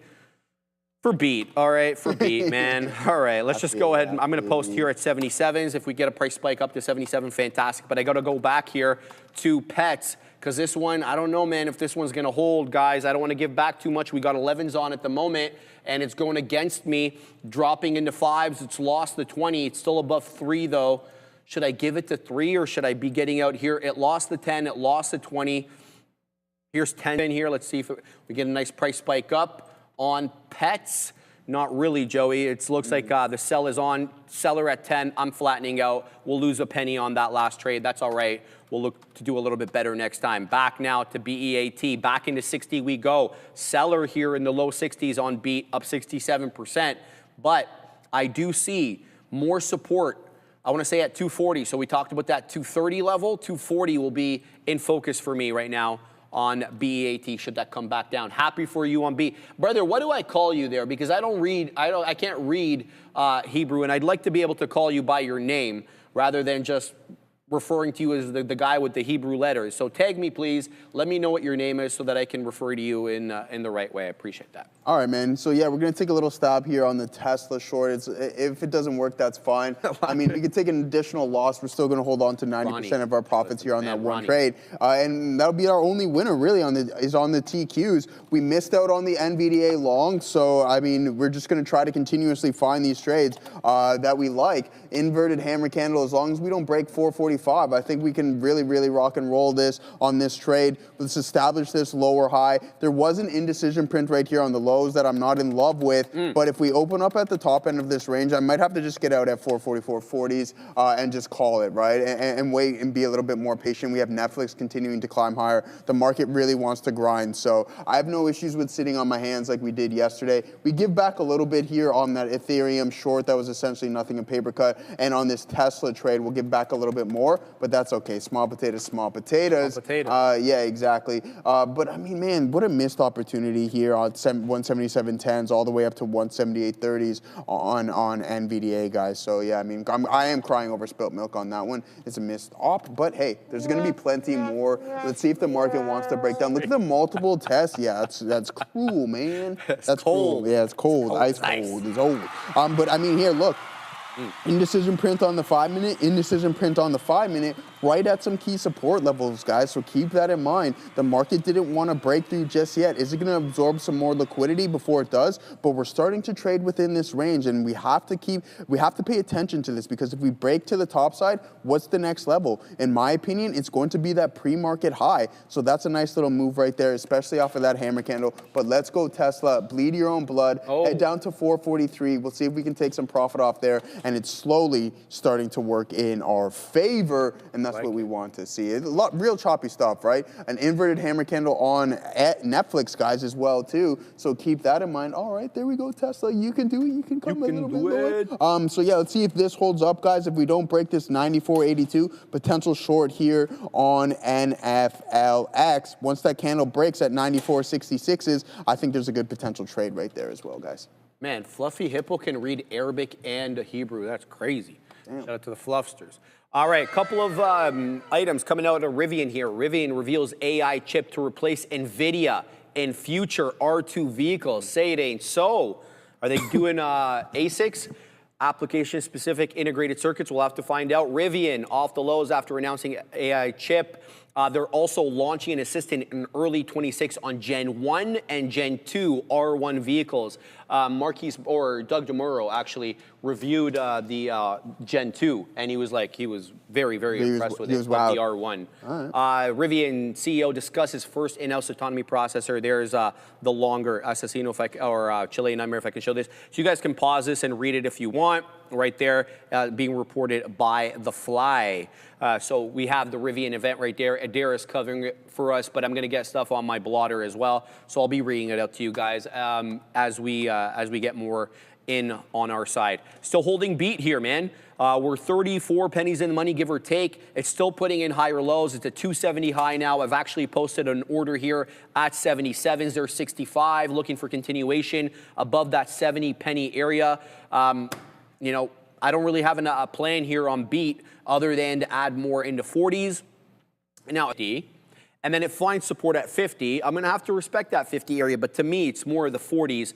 Oh, wow, Joey, there's another move into 75. So I didn't quite make it up to 77, but that's a new high a day right now on beat as this candle makes another new high. So higher low, higher high in this current candle on the 5-minute chart. We're still going unprinted over here as a result of it not moving into 77. So I think I can wet the beak here, and then I have more. So we'll take it out here, and then we'll let it go. If it wants to go to 3, we'll take it at 3. And we're going to keep a close eye here on BEAT. Lemon family, Sharif, Joe. What's up, brother? You guys were talking wrestling. Do you remember Ted DiBiase?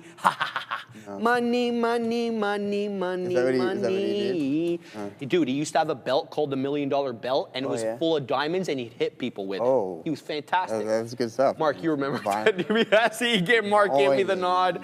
And then he had a bodyguard whose name was Virgil, who would always cheat for him. Oh, yeah, I love stuff, that, bro. man. I love it. Yeah, Fantastic some good stuff, old man. wrestling stuff. Oh, man. or Yeah, man, of we course, remember man. all these Remember the people, man. Guerreros, These, man. I'm ancient, guys. I'm ancient, remember the right? Guerreros. So I'll be able to remember all that stuff. Chavo Guerrero. Chavo Guerrero. Eddie's no longer with us. No, he's not, man. I saw him too before he passed. Oh, really? Yeah? Summer of 2005, my boy and I went to SmackDown. Oh, that's it. At it used to be called the ACC at the time. I saw Yeah, pictures of it, man, and he had what's it called?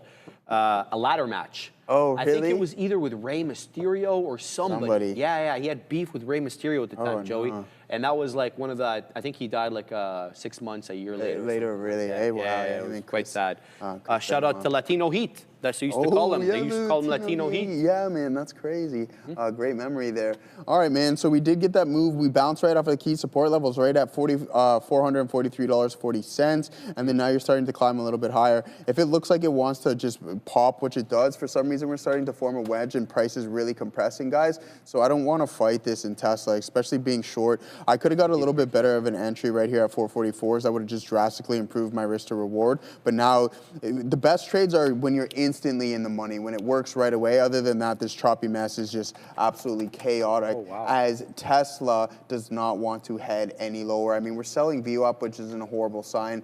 So we just need a little bit more ebb and flow. I'll pull up the chart and see what I'm looking at. So you can see that we're just forming these consistent higher lows, and then now we have that flat top roughly around there. So if it breaks, watch out for that momentum and that volume to kick in. But if it fails as well, you can start to see that you could just really, really aggressively start to come back in and potentially head towards that low of the day. But we'll take it one step at a time, sweet Jesus. Other than that, I like this Netflix short forming multiple topping tail candles right here. So I'll just hop out of Tesla, worst case scenario, and then potentially maybe hop into some NFLX. So there it is on a 1 minute time frame, guys. Live and die by the sword here on the 1 minute, opening up at the top end of the range, and there it goes. So yeah, there goes Tesla. I'm not gonna mess around with this too much here. So any higher 44.50s, we're gonna hop out of that trade. We had to give this one some more room, but there it goes right up to 44s. I'm out of Tesla. I'm gonna hop into some Netflix, guys. We'll take a ugly, I'm gonna say ugly, but it does take some of the profits away from today.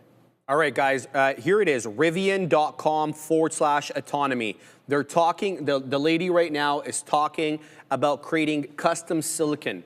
And her argument for creating custom silicon right now is what we've been telling you on the show, I think, for the last few weeks, which is cost, efficiency, and power use. Well, power and efficiency happen to kind of overlap a little bit, but cost is the most notable thing. So what she was saying was, let's not buy these chips that are designed for multiple tools. As you know, the example that I gave was NVIDIA's GPU, sort of that multi-tool, whereas custom silicon, application-specific integrated circuits, they're more specific, made for tailored software by the software developer, right? So you get a chip that works perfectly with your software. That's her argument right now, and this is kind of why I feel there may be some headwinds for NVIDIA. Maybe not right away, but even if they continue to sell chips en masse, do they continue to have 70, 80% gross margins, or are they going to have to drop their price to make their chips more attractive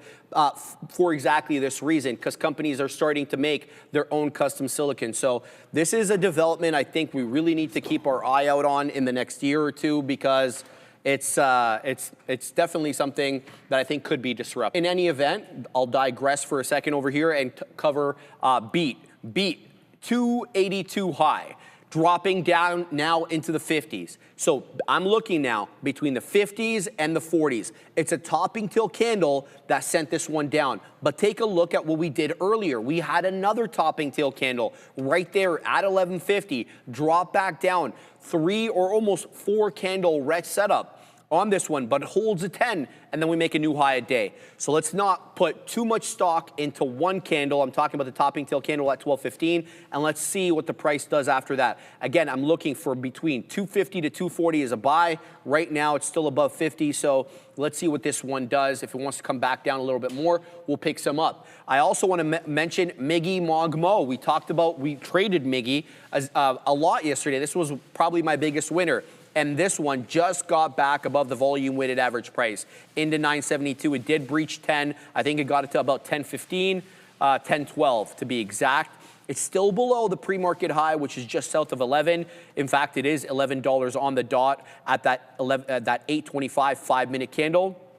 So it'll have to get close to or at that level for me to get involved. But what I see here on MIGI is just a series of higher lows. So look at that upward trend line there being held pretty strictly, save and except for that one candle at 11.55, which breached it quite aggressively. Funny enough, though, it ended up getting bought up and then closed above it. So MIGI, MIGI, definitely in focus for me here, as this one was a big winner yesterday, and it has a tendency to move quite aggressively, as I'm sure you can see. But one thing I really want to point out about MIGI, which didn't have yesterday, look how many of these candles have prohibitively big upper wicks. That was not characteristic to this one yesterday. In fact, there was only a few candles with upper wicks. It feels like almost every candle that breaches 10 or gets close to 10 has monster upper wicks. So to me, there is a seller, a committed, a devoted seller here at $10, even above $10, because it goes all the way to 10.50, 10.72. So we need to clear that level. Otherwise, I feel like we're still going to suffer from that, that ceiling. The other way to play this is to try to pick it up off the area lows. That way you don't have to be taking the breakout trade and have to deal with the topping tail candles. What I mean is to pick it up, towards the lower end of that trend line right there, the 9, the 9 1/4, etc. So let's keep an eye here on MIGI as this one is looking real good, Joey. All right, guys, for too long, trading meant risking your own money or never having enough to start. The fear of losing, that's what kept so many traders on the sidelines. But that's changing. Trade the Pool is transforming how traders access the markets with its limited risk trading model. Traders use funded capital while Trade the Pool absorbs the downside. This allows traders to focus on what truly matters: discipline, consistency, and growth. When you hit the profit target, you keep 70% of the profits. No fear, no barriers, just real opportunity. This is the revolution of limited risk trading. Powered by Trade the Pool. Visit tradethepool.com or scan the QR code now, excuse me, to get 10% off your first evaluation. There it is, guys. Check Trade the Pool. I mean, good stuff, good stuff. And yeah, I mean, there we are. We're short some here. Look at Tesla go. I told you guys it was going to break up, and I wouldn't be surprised if we do get stopped out of this Netflix momentarily. So you're going to have to be more patient.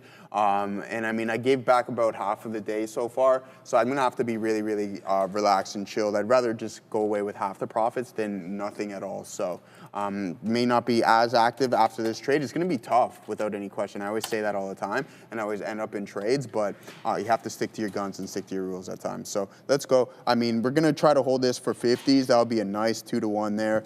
Risking 10 cents. Just almost got stopped out momentarily, man. So if we get any form of selling in the market, I think that's going to help our move. Netflix has been going oppo, right? So, I mean, there it is. Boom, boom, boom, boom. Nice clean flushes. Look at the tape, guys. This is what tape rating is extremely important. Some nice clean flushes at 65. They were going to go to 60s and get a 1-to-1 almost roughly there, guys. So nice look, 94.70s. Gorev, I haven't seen you that active in the chat today, but I was talking about precision and just the key on the entries. Like, just know, post up at that level that you want. When you see your setup, post up at it, and then just wait for it to come into play. So whatever we just lost on Tesla, we're gonna gain right back here. I don't wanna count my blessings too soon, but if we do breach this 94.60 level here on NFLX, then we will get that back.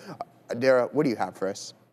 Take a look here at INVZ. There's some speculation on X that they could be Rivian's LiDAR provider. Again, just speculation, but either way, INVZ and Noviz Technologies making a bit of a move. This is not a penny stock, but pretty close, trading around $1.30 right now. Back to you. So we'll take a little bit off there at a 1-to-1, nothing substantial. We're still holding on to 95% of our position. We're going to take some more off at 94.50s if we're privileged enough to get that. So we're just keeping, there we go, 55s. Nice little move to the downside, guys. Just stick to your guns and wait for those opportunities to come. Market, you're going to get those chances. And you know what? We had to calm heads prevail, right? I was getting frustrated a little bit, but I'm like, hey, Joe, just stick to the game plan. Let's see if we can take an additional bit off here at 94.55s. So let me post up there and see what we can get. So boom, boom, 94.55, 55. 55. I ain't messing up. I ain't pressing keys that fast, Sharif. I'm telling you, we did that the other day, and I'll tell you for free, that ain't happening again there, brother. So there it is. Let's see if we, boom, just like that, as quick as you like. It's a fact, Jack. Still holding 90% there, and we're going to pull up at 94.50s. So 10 cents worth of risk. We're already at a 1.5 to 1, which is something solid. I like this. We might bounce because there is a key support level right here. This could be a potential target as well, too, right around 94.43s, which is some good stuff. I'm really curious as to what the boys are going to bring us back. And if they don't, man, a whole lot of problems give you a whole lot of problems, man. Because we know how last time they came back hanging out with Mr. Mendel. I might have to have a talk with Jeff. Say, Jeff, you can't be bringing these guys out. And then they come back and they're having all this good time, and I'm wondering why. What's going on? We didn't get to have that good time. Well, it pays to be the big kahuna, bro. It does, man.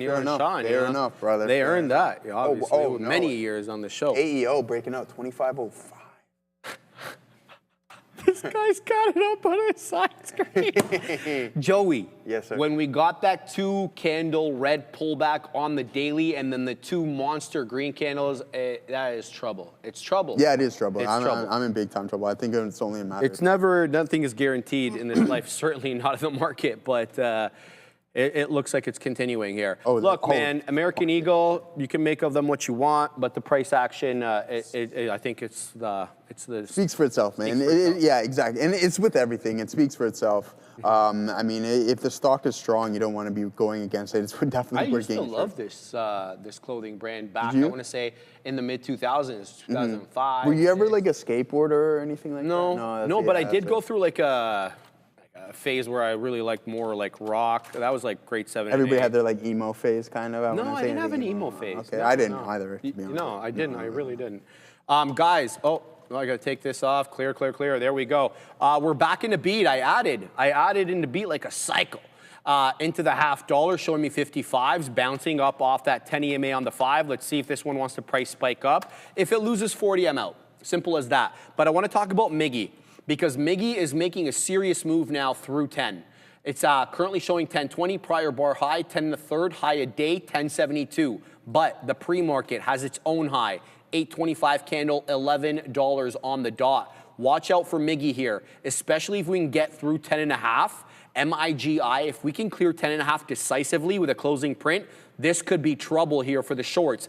It could be a flat top break, and the reason I say that, it's an ascending wedge pattern with higher lows, and then generally that area top, I want to say between 10.25 and 10.25 to 10.5. So MIGI is a second, multiple day play now, and this could catch some shorts offside. So be on the lookout here for MIGI.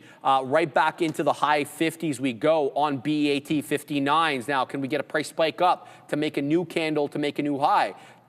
Prior bar high, 262. Current bar high, I believe, is 59. So we're still lower highs on this one, looking for that new candle to make a new high so that we can continue into trend, but not quite yet on that. I'm not liking the look on pets at the moment. I saw somebody ask me there about pets. Look, got into 3, bottoming tail candle in the 3. Now we're showing 310s, but we're rejecting the 10 moving average from below now. We're using it as resistance. So that's not my move. I'm not going to be looking to get in at pets at the moment. We're going to focus here on beat. And if I get stopped at a beat, we get stopped out. But I'm looking for that move back into 60s. I've seen this before, man. We saw it with the 1150 to 1205. Chart setup or candle setup on the 5. And then we rocketed up again. It has a tendency to do that. Let's see if it does. I'd like a move above 262. That gets me in a bit more comfortable. ANF, what's her name? Sia bought that. What'd she say? Yeah, Abercrombie and Finch, yeah. Bro, this thing's $110. Why was she saying AEO's too expensive? $110. Is she talking about PE? Yeah. I don't know if she's talking PE. I don't know if she was talking PE, because she was telling Joey and I that she punched into what else did she punch into? She punched into that? She just told me that, yeah. No, she punched into a couple of things. ANF and one other thing, Joey. I forget. We'll find out. She's coming at 2 anyway, so we'll ask her then. Jameson saying ANF, it's up 3.5%. There goes beat, Joseph, in the 65. There we go. Let's get the print there and then cancel the one above it. Nice move here for beat. There is the first 5-minute candle to make a new high. It's an 82 high a day. Let's see if this one wants to test the new area high. It defended 50 quite well. but I'm looking for 3-ish now. As it keeps holding up off the 10, let's get above 75, and then maybe we can make a nice move into 3. What's my move if it goes against me? If it loses 40, it's my thesis stays the same. That 40 penny area I perceive to be a good area of technical support. It acted as a resistance before. So just because I took a profit taker there doesn't mean that I changed my plan. 40 and I'm out. What do you got? Yeah, same thing, guys. All right, so I got before it came back to my break even, I just got out of my remaining shares. It looks like it wants to pop. I want to get back in this and give this multiple attempts. So if we do come back into this 94.75 range, if we're fortunate enough to get that, then I think we'll be able to cook up. But at this point, it's looking like we might curl over once again. An additional inverted hammer candle right above the volume weighted average price on IBIT. So, I mean, the volatility is in the market, right? Like you're going up, you're going down, and you're going all around here, it seems to be the case. So be patient, wait for your levels to come in, because when you have the market fluctuating like this, the chances of it hitting your price are relatively high. So don't chase, because if you do chase at the lower end or the top end of the range, next thing you know, it's just going against you immediately, and the best trades are the ones that work relatively quick. It's the same with the TQs, guys. So a nice little stab, and I'm gonna go a little bit heavier here. We went decent on NFLX, more size, about 5 times more size than what we had on Tesla, but we didn't get that movement into 94.50 that we were looking for. So we'll be patient. Came right up to 94.80s, almost stopped me out. Surprised it didn't trigger, and then sure enough, bang, we get that move to the downside. So I'm gonna sit on my hands, be patient right now, wait for those levels to come in. As soon as we breach it, head right back into the zone. We're gonna be posting up, waiting for those orders to come into play. But it looks like the market wants to be on a steady grind. That NVDA trade would have been a monster off of these bases. If you're gonna grab anything at key support levels, I think it starts with an N and ends with an A. That's going to be NVDA. You guessed it. Nice work there, everyone. Now there's the TQs heading towards this. This is going to be a level, right? So if we do happen to grind all the way up to 56 bucks, I'm going to be looking to fade that 110%. So we're going to be steady rolling here today, man. I mean, you gotta, if you're having a decent session and things are working for you, just keep firing that gun. If you make, say, 100 bucks, be willing to risk an additional 20 or 30 of that on the intraday session. And if you hit that, then boom, you're still walking away with the majority of your money. All right, what I want to do before we send it back to Sharif is head over to the options chain, look for some supply zones in the SPY and in the Qs. We're going to start with the Nasdaq, because we got our eyes on that one, and we had the best trade of our day on that one. All right, there you go. You did it. Yay. All right, so 0DT. Let's head over to tomorrow's expiration, and that's going to be at 6:25. Let me pull it up here. I wish I could just pull up the, always have the TQs on there.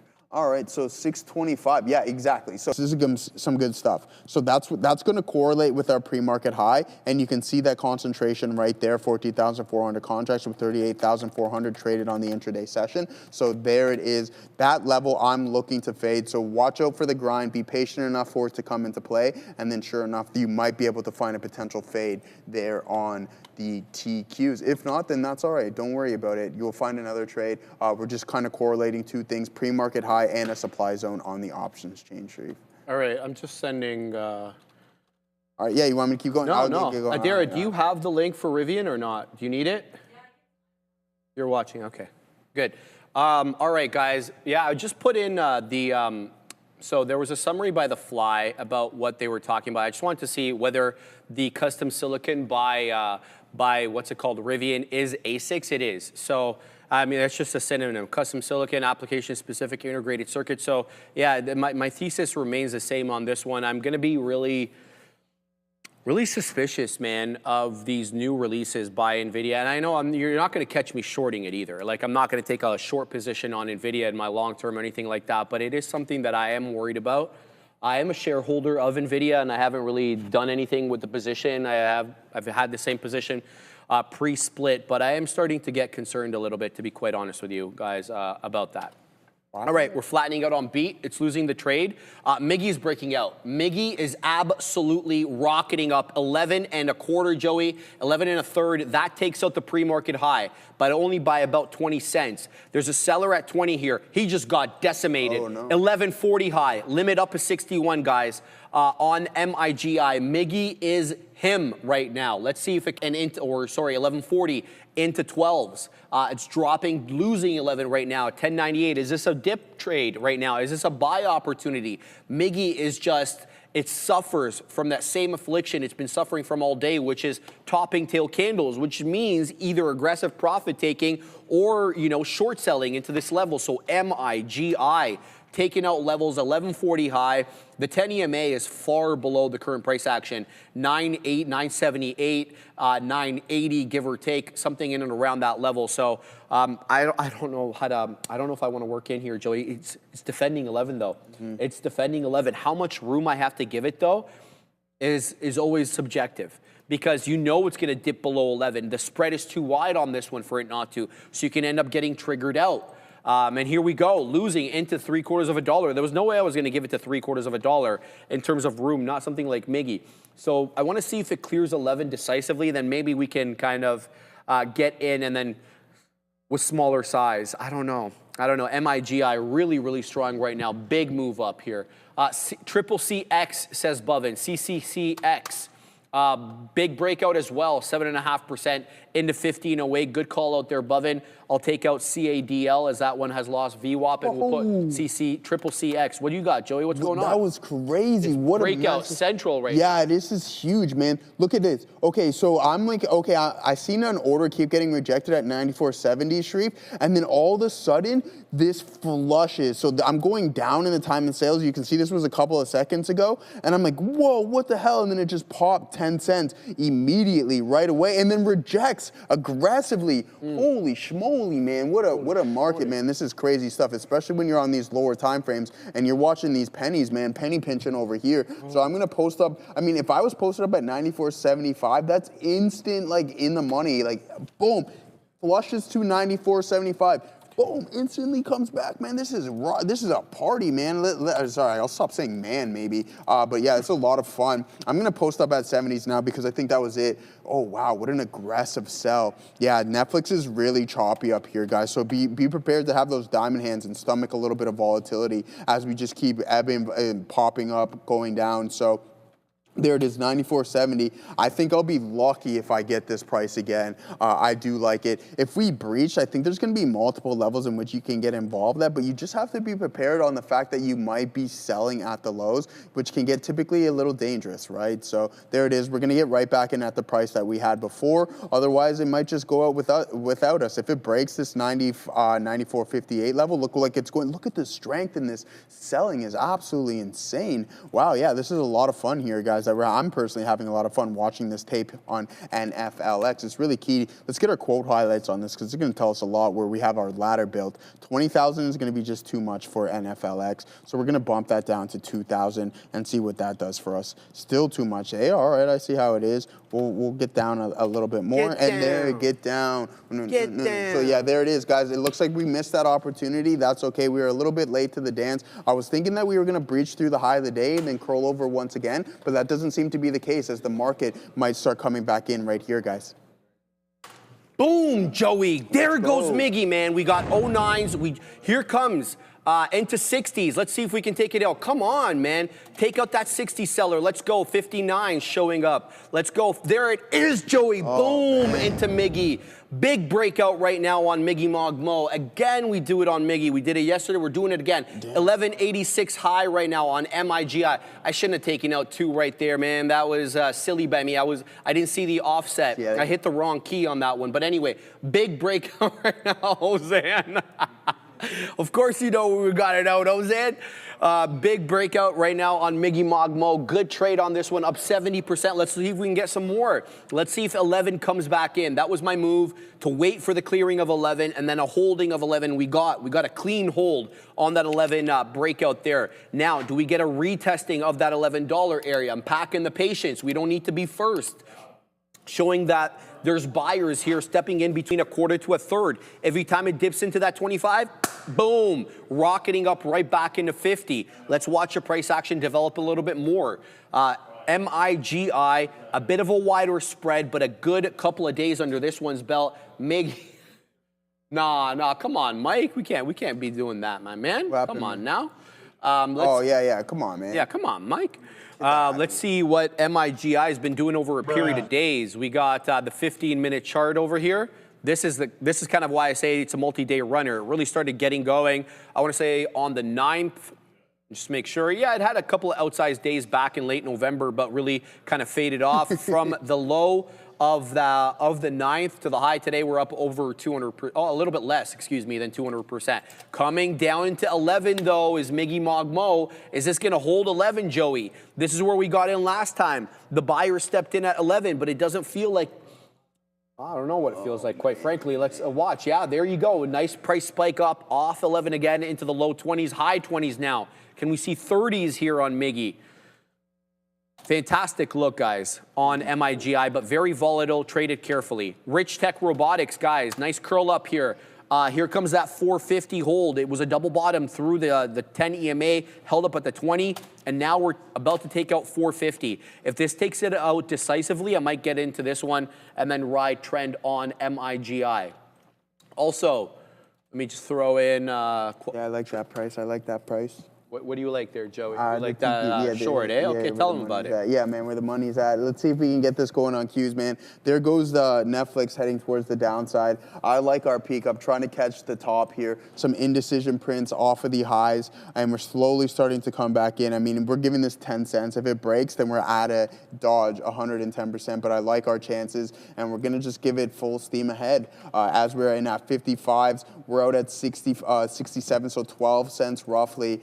And then I'll just get out of that trade as it's starting to come back in. So, I mean, tough ebb and flow here. If NVDA wants to grind, then I have to keep my eyes on that. That's not going to be good for the potential short. What has Google and Apple been up to on today's intraday session? But yeah, man, oh man, what a missed op on NFLX as that's starting to head into that. We would have hit that if we were posted up at 70s, but that shoulda, coulda, woulda, and that's what if history. We're not playing that today, ladies and gentlemen. But let's go TQs. Let's see if we can get this move lower. Let me pull it up on my chart for you guys. So a nice little win right there on NFLX to the downside. And then now we're just giving this a little bit of room. Watch out for multiple fake outs, right? Oh, I have no, where's my tape? I have no tape on this right now. What? I have no tape on the T. Oh, okay, there we go. Bang. Whew. That's scary, man. Yeah, it's like driving without mirrors, essentially. Oh. There it is, guys. So right out here at 68s, we're out of this trade, but that's what I got. Sorry to interrupt you. Of course, yeah. bro, no worries. Oh, there goes Netflix to the downside as well, too, guys. Oh, my God, yeah. MIGI. Oh, Joe, man. Oh, man. Hesitation kills me, bro. Oh, hesitation nation, I know. 1186, possible double top here, guys. This current candle has, I think, almost the same high, if not a little bit lower. Current bar high, 1186, prior bar high. Oh, doesn't matter. It's moot. Limit up is 1250. Limit up 1250. 1229 high right now. Keep your eye out. Possible limit up halt at 1250. Here it comes. New high of day 1229. Can't shake the seller in the high 20s right now. MIGI is a rocket ship. Zigging, dropping below 12 now for the moment. That was a mistake, man. That was a mistake. I should have been adding into this one. It's going to haunt me. 1175, let's watch the price action develop a little bit more here on MIGI, coming back down into 11.5. Prior bar low, guys, is well below 11. 1067 on prior bar low. Current bar low is 1130. Current bar low is 1130. To go red on this candle, we got to drop below 1130, showing 60s now. 70s as this one moves up quite aggressively. It's already been above 12. 1233 HOD. On MIGI up 75%, but this is a multi-day runner. Ooh, Joe. Yeah. This one's, I don't know. Yeah, I feel I hate punching in at highs. And like it gave me an opportunity at 11 again, but I was like, this one's gonna revert, and I was wrong about that. So, yeah, here we go. 1190 right now, showing like it wants to get right back above 12. MIGI. Here it comes 12 again. 97 seller, and there's 09s. Big move up here on MIGI. 1233 high, guys. Limit up won't be 1250 anymore as the price action is developed, obviously, since then, and the timer start running. Limit up now is 1272. 1272 limit up MIGI. I've got a whole bunch of tags. Let's read them. MIGI to 16, says U.S. stock trader. Why not, man? Bovin, how do you see the halt level? Can you see it? Okay, Bovin, I've been talking about this. Look at my screen. See that red rectangle that shows up every now and again that says LULD? Pause the video above it so you can read it if you want. That means limit up, limit down. So any red rectangles you see on the right side of my time and sales or the left side, that's limit up. The left side is limit down. And it's going to change as the price action develops. So the fantastic people in the back end office, that design the software we're using, P8, ended up putting this in. We've been asking for it, and they delivered, man. So we're very happy about that, and that certainly helps small cap traders, as small caps are more prone to halting, obviously, than some other names. So it helps me a great deal. So I just want to mention that. Ozan, when in doubt, I sell and never look behind. $1 US is bigger than -1. Truer words were never spoken. Maybe they were, I don't know. But that is true nonetheless. Shout out to my man Ozan. EOSE says check of all trades. Let's take a look at EOSE. See what that one is all about, Joey. All right, brother. I will. Give me a sec. Oh, nice breakout there. Okay, coming into technical levels though, guys. Take a look at that big bull flag top from the 4th of December, $16. So be on the lookout for that possible rejection there. I think that we may have broken trend. It was putting in some lower highs. We definitely got above the highs of December 9th. So that could be a good continuation into 16. EOSE, not a bad look at all. This one was negative on the day, down into 13, mid-80s. And there it is, man. Breached 15 momentarily, 1584, showing 68s now. EOSE looking real good. We're going to take off VOR. We're going to put EOSE, and we're going to add it in to the side watch list there so that the price updates. That's not a bad one at all. Also, triple CX, one Bovin gave us earlier.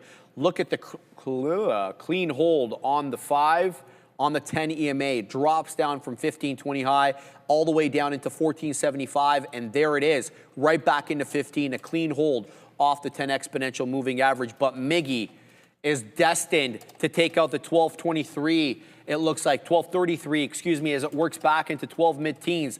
This one is not going to be without volatility. So if you expect to get in above 12 and for it to hold 12, you're going to be sadly disappointed. This one will breach 12, so you have to figure out some other risk management system into this.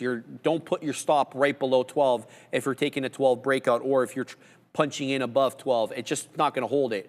What it will do probably, though, is take out the highs, Joseph. There's another high of the freaking day, 1246.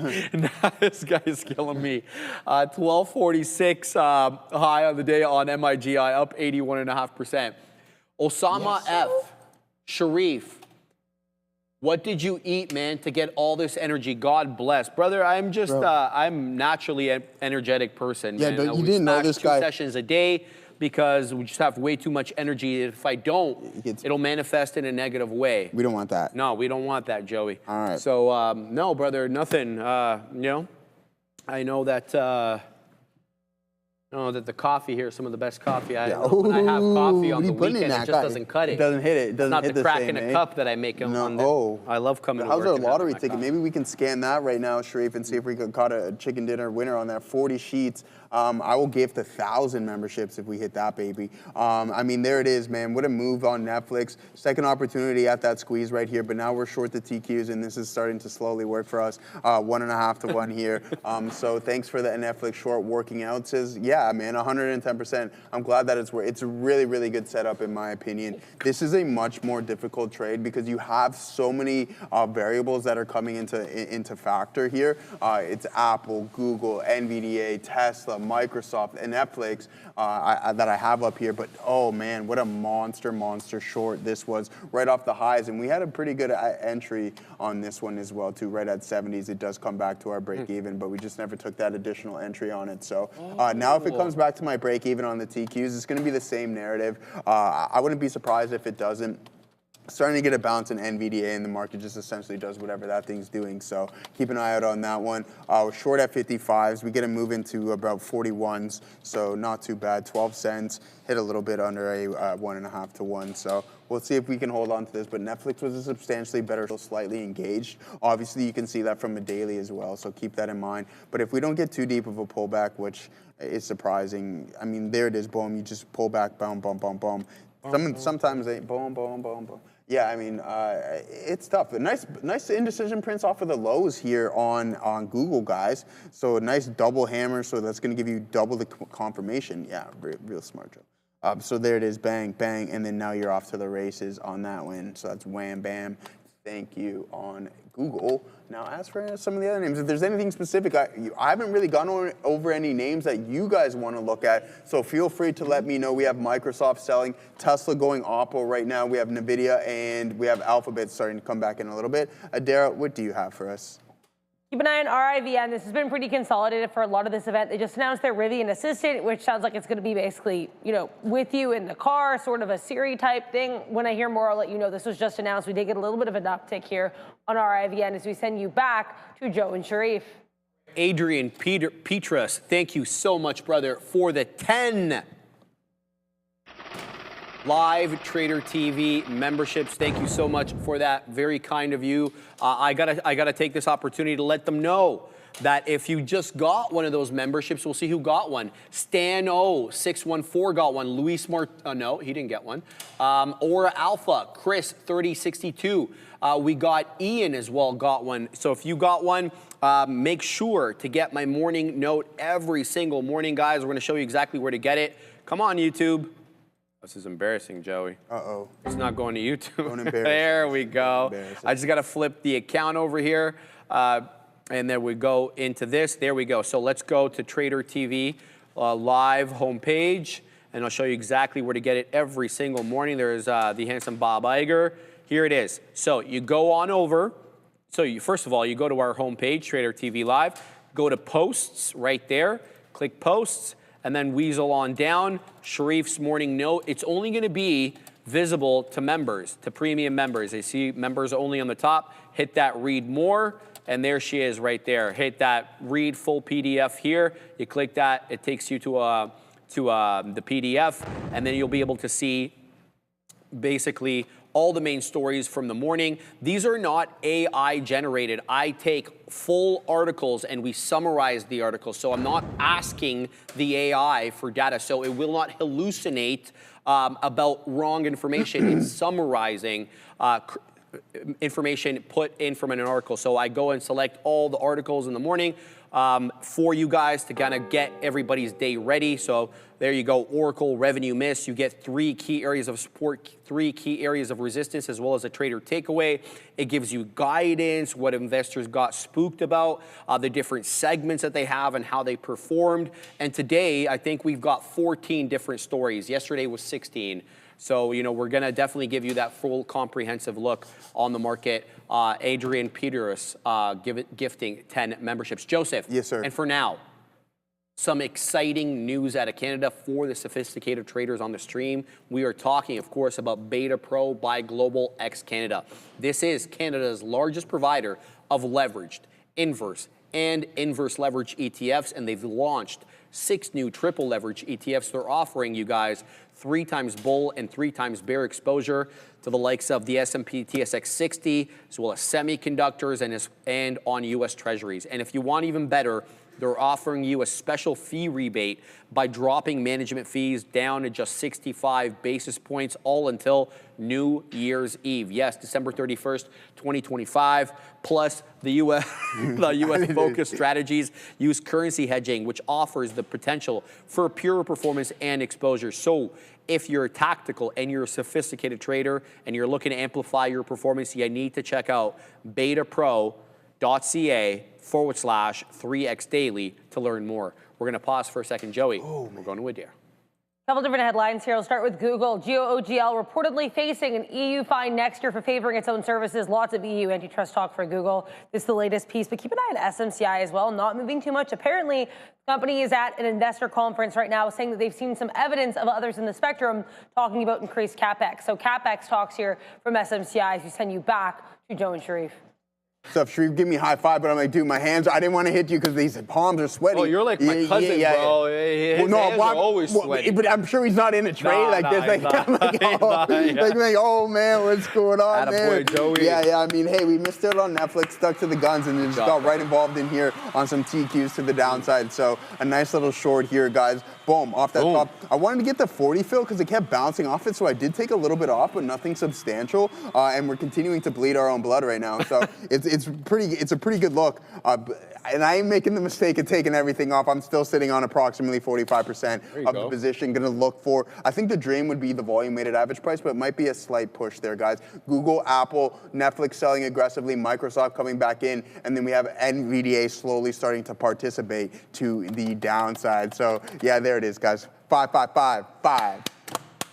My man, good trade, brother. 5, thanks. All right, guys, it's 3-1, so I think we should probably start there's a whole lot to talk about, not least of which is Oracle, which is, sent the NQ and the ES a little bit negative after being positive yesterday after Chair Powell's comments about rates, et cetera. The market did catch a nice bit of a bid, but that was all undone, sadly, in the aftermarket as the market started getting concerned again about excessive AI spend. So let's get right down to business over here. We're not going to talk about Roku to start. That's not the one, Joey. We got to go all the way up here and talk about this one. Okay, so I don't want to use this one because this doesn't have my highlights. I'm doing one for you guys now, which doesn't have my highlights, so that you guys don't get all distracted there. There we go. We'll load up mine. Hold on, what happened to it? Hold on. I love Copy, the size there of the we go, Joey, now we got it. The font you got rocking and rolling too. Well, I zoomed in, Joe. Oh, okay. Yeah, there we go, let's do this. All right, guys, Oracle, revenue miss. Creator shares despite a huge AI backlog. So shares collapse. Where's Oracle at right now, Joey? ORCL, let's find out. We're down 13, a little bit more than 13 1/3, below 200. They missed revenue, right? Which overshadowed really a huge EPS beat. EPS came in at $2.26 per share. The street was looking for $1.64. That's a massive beat and was driven really by cloud profitability and the one-time Ampere gain. We'll get more on that in a second.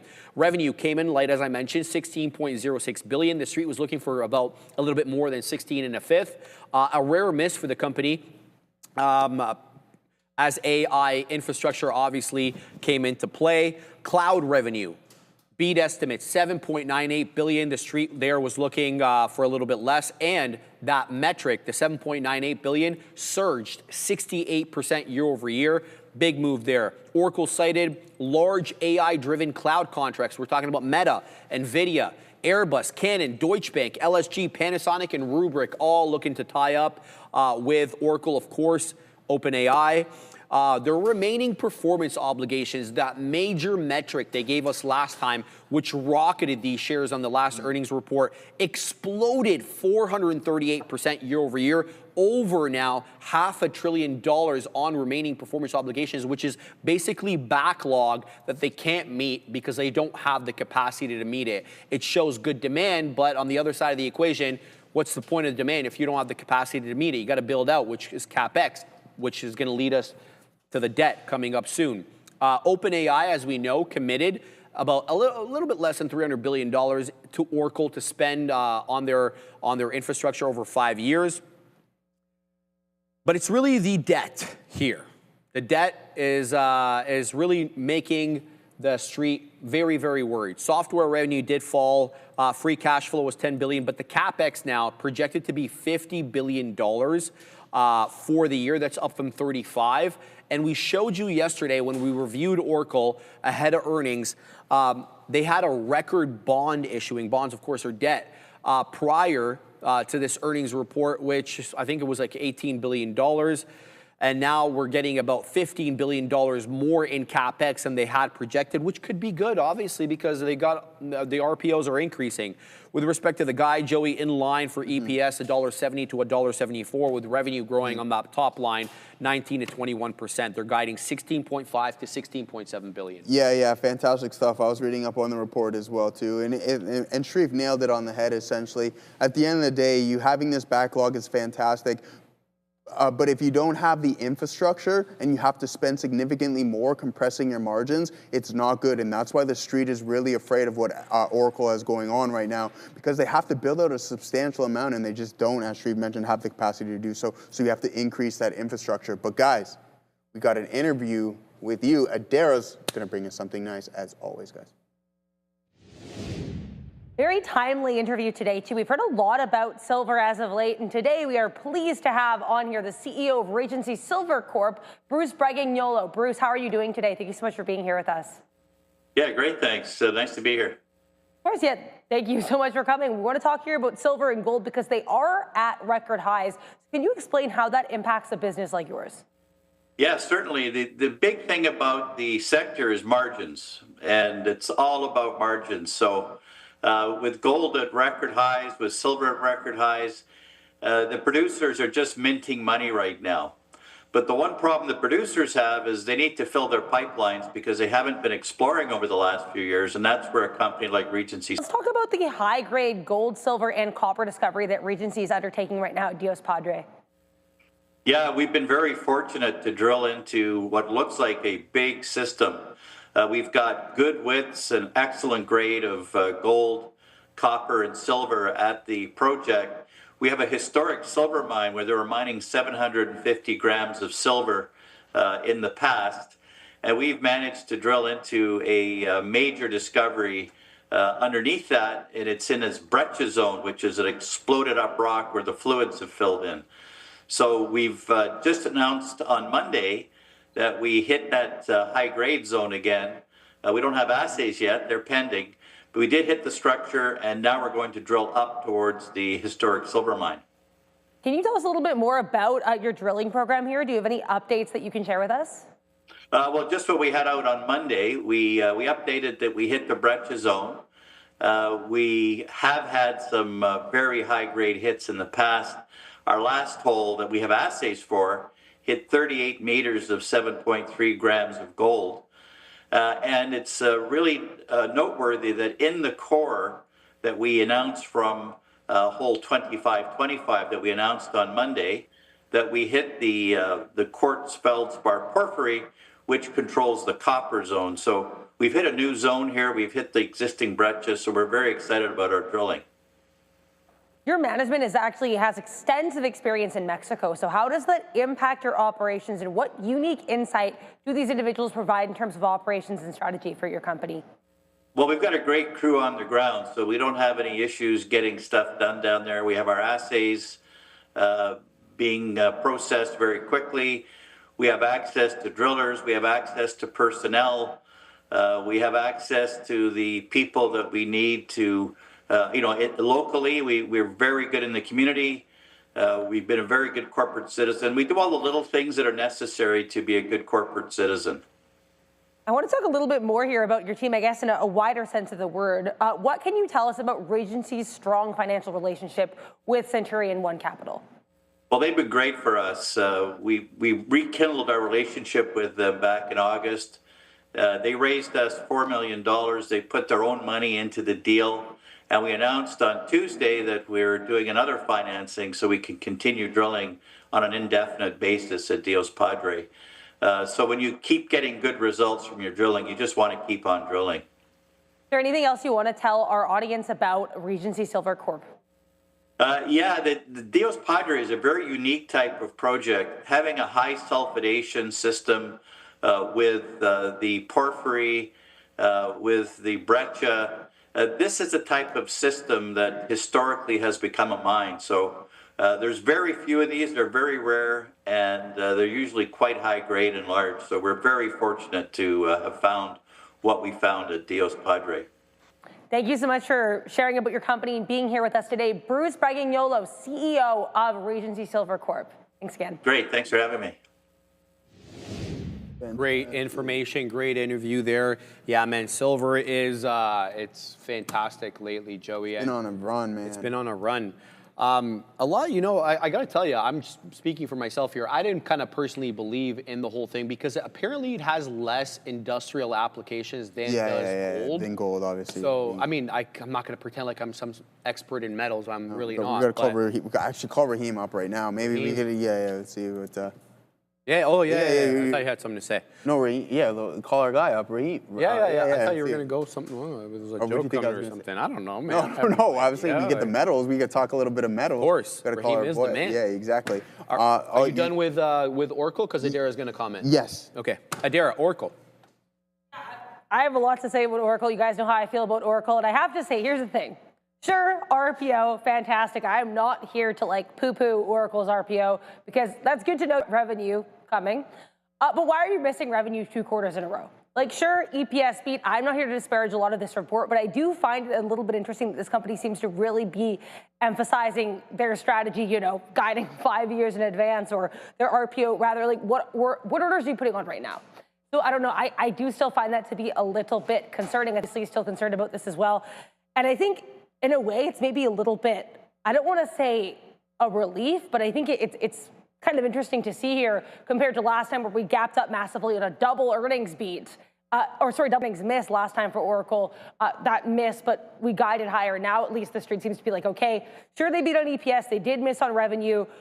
How much can RPO here make up for what you're missing in current revenue, especially combined with the fact here for ORCL that you do have these debt concerns. So yeah, I think an interesting look, and I think, honestly, I think the street reaction kind of makes sense here. I want to mention as well, RRVN, looks like this event is over, the stream is done, and the stock is dropping as that stream ends. I saw as well here, just for GOGL, OpenAI unveiling GPT 5.2, so keep an eye on Microsoft. Any of these Mag 7 names, new unveil here for OpenAI as we send you back to Sharif and Joe. Yes, thank you very much for that. Yeah, Rivian really dropping, and this is not a bad headline. $2,500 driver assistance package. I don't know what they're charging. I don't even know if they're charging anymore for autopilot, but driver assistance package. I don't think that that's a full self-drive. I didn't get to read the entire article, but $2,500, not that much for that. Now that we know what Tesla's been charging and has been charging for a while, but yeah, Rivian dropping quite aggressively. It's now negative on the day, 6 1/3% in Redville. All right, let's go on to the next story. Adobe also reported earnings after the bell yesterday. Let's see where they're at right now, Joey. ADBE. We are up 2 2/3. Good look. They issued a very, very good guide for fiscal 2026, 25.9 to 26.1 billion. That's slightly above the 25.87 the street was looking for, with their adjusted EPS outlook of, this is full year, by the way, 23.30 to 23.50, surpassing expectations. The company said they're going to revamp their reporting segments in 26 to emphasize subscription revenue visibility and the end of year ARR, annual recurring revenue, a shift that Wall Street kind of likes. We've seen kind of companies move away from that, where they're reporting less subscriber growth because, you know, they're more fully developed at the moment and less of the growth phase.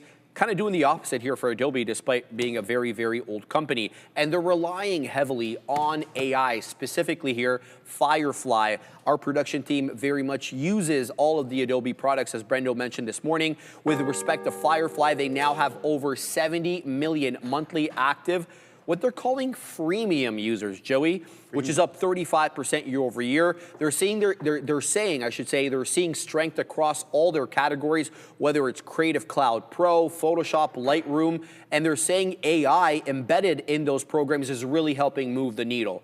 Despite the rising AI competitors, though, Adobe says they remain confident in suite-style integration and enterprise footprint to protect their market share. What I mean by their AI competitors are like the likes of Figma and others who have put competing but yet less capable products online for free in order to get people on their ecosystem, with obviously a view to increasing their revenue some way, somehow down the road by monetizing those people. Doesn't matter. Adobe says, look, we're still doing all right. Make of that what you will. They're also looking to expand, and they've made acquisitions to that end. They're pushing deeper into advertising and marketing analytics space, which is a high margin space. And they announced, as we reported to you guys not long ago, that $1.9 billion acquisition of SEMrush, which combines here that SEO search insights with generative AI driven market tools. Joey, with respect to their Q4 revenue, because we only talked about their guide, 6.19 billion. The street was looking for 6.11. What are your thoughts? Yeah, I mean, very interesting, guys. I'm looking at some of the metrics here. So total revenue, 10% year over year. Digital media revenue up 11%. You have digital experience revenue, whatever that means, up 9%. Then you have non-GAAP EPS 14%, and total ending ARR company-wide up 11.5%. We're short the TQs here one more time, guys. Same risk. We got stopped out. We have to take that same trade. Just have to be cautious on what's going on with the big boys. If it stops me out there, no worries. We did get stopped out the remaining 50%. But as for Adobe, if you look at the daily on this name, it's not good whatsoever. It's disastrous if you ask me from an investment standpoint. So there it is, guys, on ADBE. Just not good, not good, not good. And I mean, you don't want to be catching a falling knife in a company where at the end of the day, you have other people eating your lunch because they're giving the same technology for free. So watch out what we got going on here with ADBE. And also from a percentage point, what are we down? 50%. So you need this stock to double just to get back to break even, especially if you've been punching in around these highs. All right, we're gonna get Fabian to come in a second because I really want to get his insights because he's using this stuff all the time. He's using it right now. And I really want to ask him about specifically how some of these products compare, Joey, to some of the free stuff that's coming online. So we're going to give Fabian an opportunity to mic up, and we'll definitely ask him some questions. Let's go on, though, for now. The next story, Synopsis, good, strong Q4 beat, record full year 2025, and a very bullish 2026 outlook. We're going to pause for a second. We're going to go to Adara, and then when we get back, maybe we'll have Fabian. Bit of a breakout here for NVDA. It is worth noting here the information just announced. The company's going to be hosting a summit with regards to data center power shortages. If I get more information, I'll let you know. But either way, NVDA on watch here with a summit set to be held. Back to you. Amazing. All right, Fabian getting set up over here. So we'll just pause for a second. No point starting this story. Really, my thinking is I was hearing that Figma had some sort of like free, lifetime free Adobe Photoshop like product, not the Figma product that everybody has known and used for a while, but they're actually throwing in a new product. I don't know if you had an opportunity, Fabian, to test any of these free ones and how you think they compare to some of the pay for Adobe products that we have. Sorry, can you say that again? So like the free stuff that's available online, the kind of things that, you know, are trying to replace Photoshop or, you know, Lightroom or what else do they have over here? There's definitely options. What do you make of those products? Are they even comparable? Especially if I'm like working on a different computer, those things are like my go-to. Like if I need a free version of a software, like I just look on Google and basically just find what's available. There's like replacements for like Photoshop. There's even that they look like Photoshop and function a lot how they work. But there's a lot of resources for online. There's a lot of competition, and you're not stuck using Adobe if you like are working in media. But like what Adobe is selling really is that ecosystem. It's the same thing like how Apple and all of their tech just works together seamlessly. Interesting. There's like an application in Adobe called Bridge, and then that helps like communicate a lot of your files back and forth. It's like it unifies everything together, but you're paying that premium. And that's basically what their business model is. You know, it's that subscription service.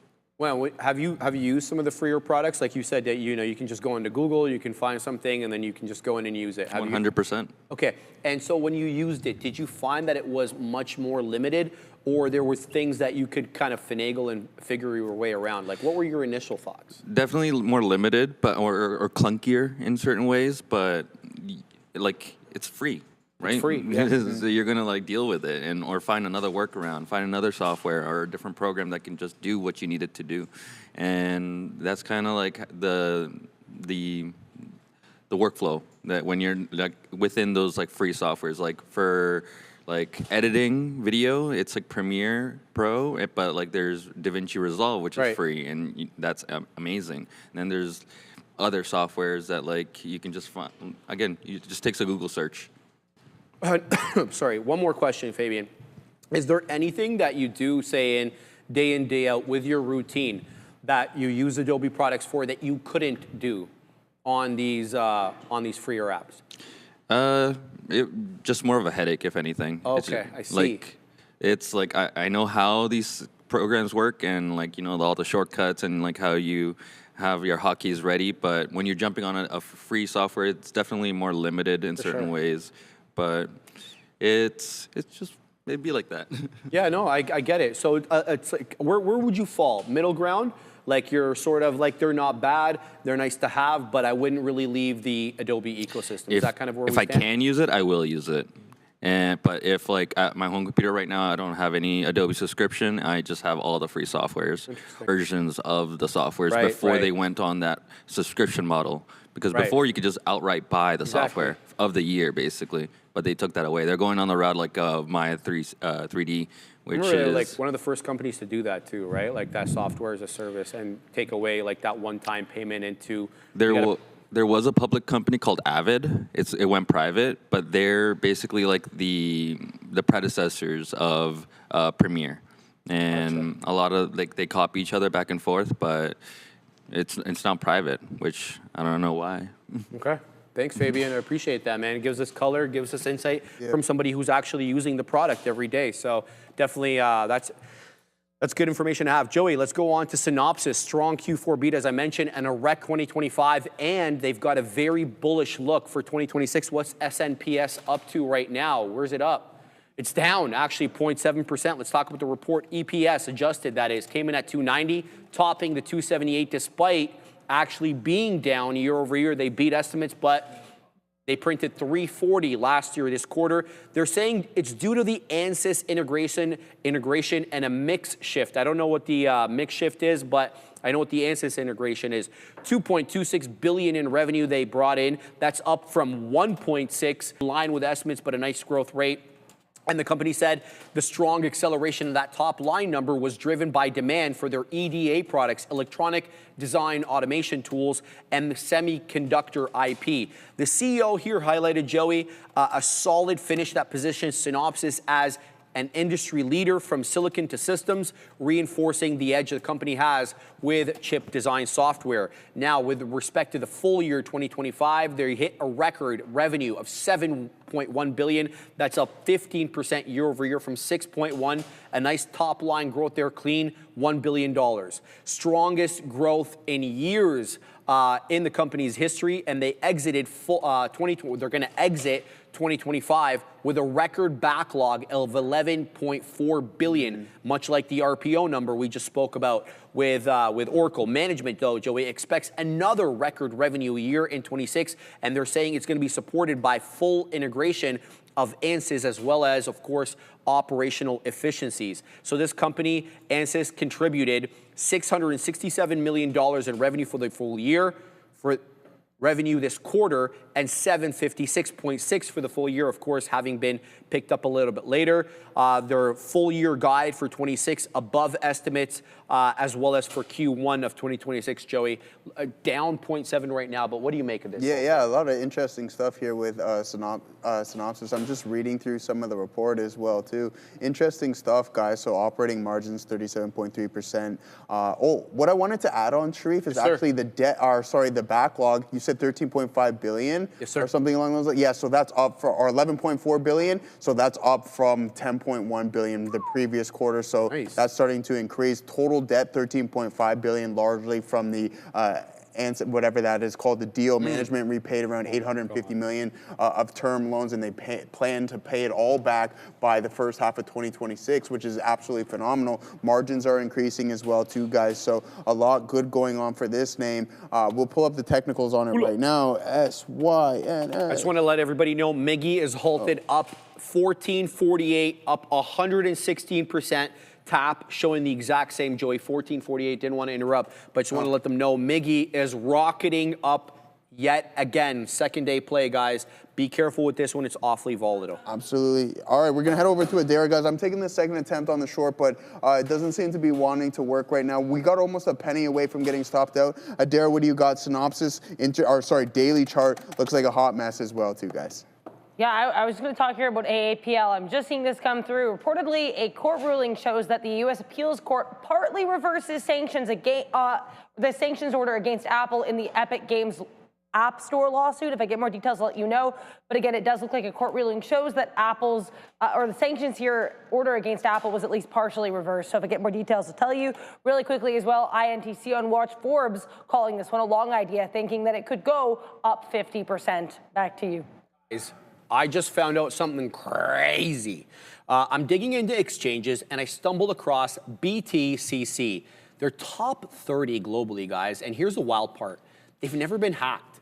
Major exchanges keep getting wrecked, but BTCC, they stay untouched, baby. Zero KYC if you're in the US, Canada, or Europe, and through Trader TV, you get 100 USDT coupons for registering. Plus, Joey, another 15% bonus that covers losses up to 15,000 in USDT. Seriously, guys, what am I missing here? You need to scan that QR code on screen for more information. All right, I just want to mention that Ram is in the chat, and she said Photopia, I think that's what it's called. Say that again, Fabian? That it's great. Fabian says it's good. Ram says it's good as well. So if you guys are thinking about, looking more into this, it's like a web Photoshop. It literally works in your browser. Like, so if you're using, I just wanted to point that out. And you can export PSD files, right? PSD files, which are Photoshop files. Oh, it is Fabian. It's you? Okay, yo, guys, listen, Go ahead, sorry, Joey. I don't want to, something going on here with Google, right? Oh, something no. big time going on with Yeah, Google. you're right. I got stopped out right at the peak, big time volume, and there goes the TQs heading lower, guys. Oh, man. We got literally stopped out at the top, and then Google with that momentum to the downside. What a monster move this would have been. I got to stick to those stops. Should have gave it a little bit more room. We'll learn from that mistake. We're going to go over to Adair. She's got some news for us on goggles as the volume steps in dramatically. I mentioned earlier OpenAI launching this GPT 5.2. I'm just seeing now people on X, like as we got that drop, I saw someone posted that apparently this GPT 5.2 is basically in a race with Google. It's, I guess, it's directly set to compete with Google AI. It's a new flagship for pro work. On GDP VAL, it beats or ties industry pros on 70.9% of tasks versus 38.8% for GPT-5. So it sounds like this GPT 5.2 is a notable upgrade versus GPT-5. It's going to be rolling out to ChatGPT paid plans and the API. And again, we had this announcement a while ago, but we did not see the comps until just now. Looks like this could be the reason for the Google drop. That's what I'm seeing in social media. Back to you. Right, yeah, all hands on deck. Shout out to Altman and crew. Let's go on to the next story. Cisco breaks its .com all-time highs as AI orders start accelerating. They surpassed their March 2000 .com peak, hitting 80 and a quarter, breaking a 25-year record that symbolized the height of the internet boom. And so many parallels have been drawn between the .com boom and the AI boom that we're currently experiencing. In 2000, Cisco briefly became the world's most valuable company and seen as a proxy really during the time for the internet build-out. But the .com crashed, erased over 75% of the Nasdaq's value, but Cisco survived, diversified, and then they rebuilt, unlike many era peers who weren't so lucky. Guys, I want to mention quickly, MIGI Mo, 1569, going higher here, up 120%. This one's really ripping up after that $11 break. It's all gas, no brakes right now. Trade MIGI carefully, MIGI on the NQ, about 40 million shares. Let's talk about what they're doing now. So currently, Cisco's market cap sits at $317 billion. That's only the 13th largest U.S. tech company, so they're nowhere where they were, being the most valuable company in the world during the .com bubble. And their growth rate today, 7.5% year-over-year revenue, very modest to what they were growing at in 2000, which was 66% year-over-year revenue boom there. But they're trying to get into the AI game, as basically everybody is. They're positioning themselves to benefit data center spend rather than actually being disrupted by it. And their CEO reported $1.3 billion in quarterly AI infrastructure orders, largely coming from hyperscale cloud as well as mega web companies. Cisco has tried to evolve, from its .com roots, expanding through acquisitions such as picking up Scientific Atlanta back in 2006, WebEx they picked up, App Dynamics, we know they got Duo as well as Splunk, and these moves kind of like they changed their mode a little bit from into a hybrid hardware plus software ecosystem, which is obviously a little bit margin compression. As soon as you start getting into the hardware space, you don't get to have software margins anymore. So yeah, nice, interesting development here for Cisco. Let's go on to the next story. Eli Lilly. This is going to be big, it feels like, for Lilly over here. Where is Lilly up on the day? Are they up? Come on, Lilsters, show up over here. What do we got? Eli Lilly up 2.5%. This is a very interesting development here in their next-gen obesity drug called retatrutide, and it produced 23.7% average weight loss at 68 weeks. That was all participants, and clearing that first phase 3 hurdle. There's going to be many phase 3 studies, as we'll see here in a second. The patients who remained on the therapy, though, and didn't get off after 68 weeks, they continued to lose weight. And their average weight loss actually jumped up to 28.7 from 23.7, so a 5% bump there. Retatrutide is now positioned as Lilly's future flagship obesity drug, intended, to sustain its dominance over its competitor Novo Nordisk. The drug reduced also knee arthritis, man. It's not just, hey, look at this. The drug reduced knee osteoarthritis pain by 62.6%. I don't know how you can quantify reduced pain. I don't know, maybe on a scale of 1 to 10, but I'm not really sure how you quantify that. More than 12% of patients reported complete, pain relief. So it's really highlighting here the dual use of GLP-1s. And I've spoken, many times about possible off-label uses it's being used for now, which is for substance abuse, addiction abuse. Apparently it has some applications there. But there was some safety and elevated levels of dropouts. 18% of patients discontinued using the drug at the highest dose versus the 4% who discontinued it on the placebo, with side effects closely tied to what we've been talking about. It's mostly like bowel stuff, like BMI and excessive weight loss. GI-related effects, too, were common, Joey. 43% experienced nausea, 33% diarrhea, 21% vomiting.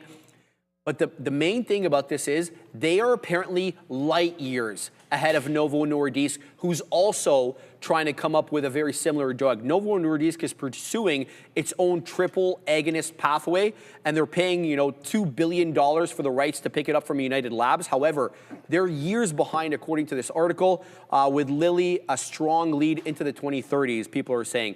Triumph 4, which is what this study is called, Joey, this is the first of 8 phase 3, not phase 1, not phase 2. There's going to be 8 phase 3 studies. So a lot of the criticism about GLP-1s is, they're kind of new and we don't really know what they're going to do into the future. The long term. Yeah, which kind of still remains true even if you do 100 phase 3 studies. Yep. You can't go into the future. No, yeah, unfortunately not. And what I've been reading up, Sharif, is that it's aging people as well a little bit quicker. Interesting. Listen, I said this from the get-go. There's no way you're going to have this weight loss without for every action, there's going to be an equal and opposite reaction. So if you're willing to give up time for your weight reduction, then by all means. And I talked about the space starting to be flooded a little bit as well. Hey, I have knee problems, so if that's going to help with my arthritis, I'm still not going to be taking any of these. But you don't want to lose any weight, Joey. I don't need to. Exactly. Yeah, I don't need to. I mean, if it's bad for your knee, like weight is obviously too much weight, excessive weight is bad for your knees, so that helps.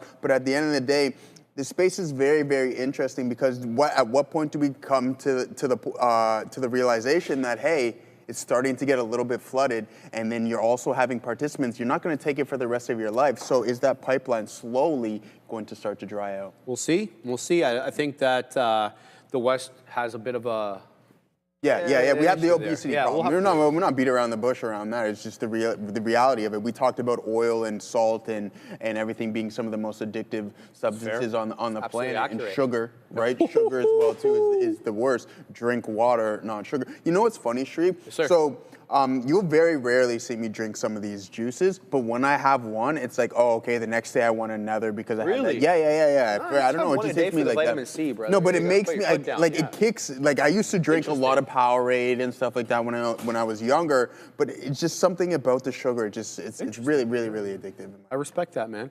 Let's talk about this story. This story is interesting. President Trump, man, he doesn't disappoint. Oh, man. All right. I don't know why he's insisting on this, but he's insisting. President Trump said CNN should be sold off either as part of the Warner Brothers Discovery merger or spun off separately. He has long attacked CNN, as we all know, as fake news, as well as other institutions as well. His comments inject, though, political noise and potential regulatory uncertainty into a very already complex acquisition negotiations that are currently happening. So here's the deal. This is why he made this comment. Netflix, if they go through and WBD accepts their offer, it would include HBO, as well as the studio assets, but it would exclude legacy. Legacy includes CNN, TNT, TBS, remember the Turner stuff? all expected, if the Netflix deal goes through, to be spun off ahead of the merger. However, the Paramount Skydance, which is the hostile bid being taken directly to shareholders, circumventing the board, that would include the acquisition of the entire WBD company, including CNN. Paramount CEO David Ellison, which is Larry Ellison's son, argues his all-cash bid is cleaner for regulators and allows integration of CNN with CBS News. Here's the deal, though. There are concerns that the financing coming from Paramount Skydance and the Ellisons is not sure, unsecured. WBD's legal advisors actually bid lacks what they're calling a full backstop from the Ellison family, despite us hearing that there are sovereign wealth funds from the Middle East, which have a lot of money, that are going to support the acquisition. Paramount responded Wednesday insisting it had secured all the financing for its $30 a share cash offer. Wall Street, though, is uneasy over reports that Jared Kushner's involvement, obviously with his closeness with the Trump administration. President Trump said he had not spoken with Jared Kushner about the Warner Brothers deal, and he claims neither Netflix nor Paramount are friends of his. Those are his words, Joey. What do you make of this latest development? Yeah, I mean, it's an interesting kind of series of events that we're going through. I think that regardless of what happens, obviously the deal's done. I think Netflix is a buy. This is just creating an absolute giant, whether Warner Brothers or CNN or Trump, whoever it may be, likes it or not. Watch out for what Netflix can do. You're down 30% off of your previous pivot highs. I like Netflix even more at these levels because while you're just gaining more eyes, I like using the example. Remember when JP Morgan acquired SVB? Obviously two totally different industries, but when JP Morgan acquired SVB's book, after they went bankrupt and delisted, the first stock that I ever seen delisted, just like that one day it was gone, earnings went through the roof. We know that the subscriptions aren't displayed anymore on Netflix, but watch out. What they can have with the pipeline when all of those series, whether it be Euphoria, Game of Thrones, and everything along those lines, it's going to attract a lot of eyes and a bigger crowd. So your total addressable market is substantially larger now. So I like Netflix even more considering they're grabbing Warner Brothers. All right. I love the comments anytime we talk about President Trump. Look, I'm going to give you guys a lot of leeway. I unblock a lot of comments in the chat. I just think that we should have some free speech, even though you guys are saying, using language that I maybe wouldn't use. But hey, that's the way this all works. Look, we're going to talk about Waymo's issues next. It's resolved, that is, the issues that they had. But we're going to go to Adara for a second.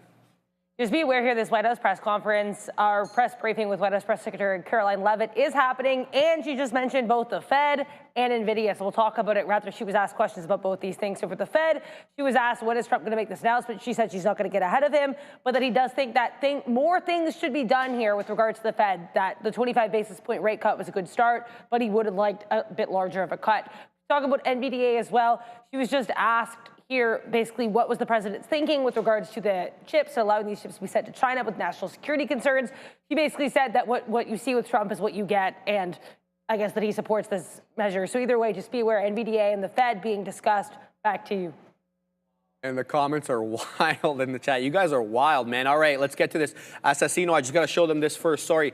Beat. Coming into that 260 again, MIGI looking to take out the highs back above 15. Bovin letting me know that Pets is rocketing up. Velo at the high of the day. It is a small cap gapper world, Joey, and we're all living in it. Oh, that's for sure. All right, guys. New traders, listen up. Ozan. That's correct. Your first month is free. That's right. We're waiving fees. Trade smarter, not harder. Upgrade to Elite. Analyze, strategize, capitalize. Our platform. It's everything infinite. Data, instant trading, lightning fast market insights, game-changing charts. Predict with backtesting, reliable real-time data. Global markets at your fingertips. Is it reliable? Oh, it's very reliable. Sharif, listen to this. All in one platform, reliable. Don't miss out. Execute your best trades now. Best trades now, reliable, ready to elevate your trading. Scan the QR code or check the link in the description. Man, you're hilarious, bro. All right, let's go on to the next story. So this issue with Waymo has been resolved, but they did recall over 3,000 vehicles in the U.S. after identifying a software defect. We know that Waymo's not a big, it's not going to affect the Google stock price, but it is very important for autonomous vehicles, so that's why we're covering it. The issue involved a 5th-gen ADS vehicle failing to remain stopped for school buses. That's good. You're not going to get a lot of leeway with anybody if you don't stop for school buses. We know that. The NHTSA confirmed the fix was deployed. It was an over-the-air software update, and all vehicles were patched by the 17th of November. Texas officials reported 19 different incidents where Waymo vehicles illegally stopped school buses since the school year began in September or August. I guess some schools begin in August in the States. They don't here. Waymo admitted the system incorrectly re-accelerated after slowing or stopping for a bus due to logic errors in perception and behavioral layers. The NHTSA opened a formal probe in October, and they requested more detailed answers for the Texas incidents, and the deadline is January 20th. They still haven't received that, Joey. What do you make of this? Is this just growing pains in a very nascent industry? Yeah, I think so. You see the SU7 again, right? Show me. LiDAR on that as well. Exactly. I think the technology, like after seeing what it did, I was watching some drone using LiDAR as well too, and it just, the way it maps everything, I think it's significantly a higher technology than just the camera system that Elon Musk is essentially running with. I mentioned to you before, when I was listening to the Uber CEO on the All In podcast, he's like, there's a major difference in between the two. And what LiDAR is essentially doing is just mapping everything, right? And then like, it identifies what is permanent and what isn't. So that's how you have the ability to say, hey, this was here before, it's a pedestrian, blah, blah, blah. And I think that's why the technology is a little bit better than what we're going to be experiencing in obviously in the Tesla vehicles. I think it's just a quirk. We're in the earlier stages of this thing, but I think it's the way to go, to be honest with you. You like the LiDAR? I like the LiDAR a little bit more. I'd have to agree with you on the current technology, but I think that as AI gets more intelligent and understands what it's seeing a little bit more, we may have a nice move for Tesla. But I completely agree with you. It's safer. It knows if something is there's a physical object in front of it. If it's permanently there, like whether it be a sidewalk, a stop sign, or something along those lines, it knows.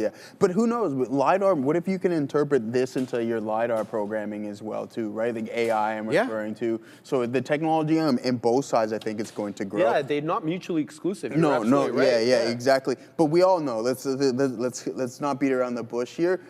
The scalability of Tesla is there. LiDARs, it's getting cheaper, but it's still really expensive for Google to build these vehicles. Okay, let's go on to the next story. NVIDIA deploying what they're calling location verification software for export compliance. We know that this has been a big thing. Let's talk about this, because apparently it's opt-in, but something tells me that might change. So NVIDIA is developing opt-in software that enables customers to verify the location and health of their GPUs. They're bringing it from a user perspective rather than a spying perspective. You gotta love that sly dog. What's his name? Jensen. A direct response, of course, to the U.S. pressure to prevent restricted chips from reaching Assassino, China, and other embargoed regions. China. There we go, my man. The tool uses client-side software agent that provides read-only telemetry on GPU usage, IP information, and physical and cloud deployment zones. NVIDIA emphasizes, though, there is no kill switch. Neither NVIDIA nor outside parties apparently can disable or take remote action on these GPUs. But this comes, of course, amid a growing regulatory push to restrict NVIDIA's or China's access to these chips. The software comes as Congress and the national security agencies pressure NVIDIA to provide trackability for its high-end AI GPUs. The proposed Chip Security Act would mandate location verification and export control enforcement. But here's the deal. Cybersecurity researcher Lukas Olenek, I think, notes that this doesn't actually clarify whether the location using the software is determined only by customer-provided data or it actually uses network metadata.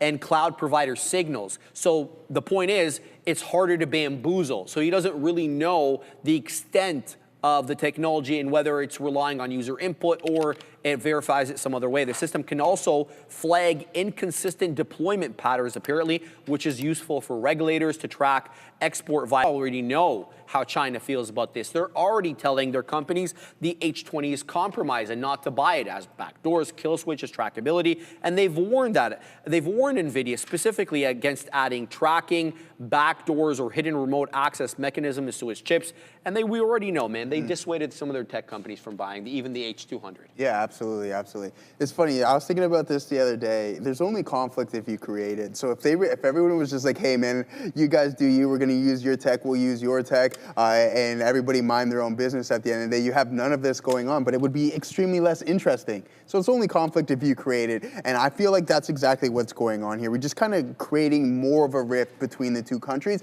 even though Donald says the relationship is fine. But if that's the case, and you guys aren't militarily trying to kind of exploit each other and go after each other, then there's no reason why you can't use the NVDA chip and what's going on in there, right? So I think it's very, very interesting.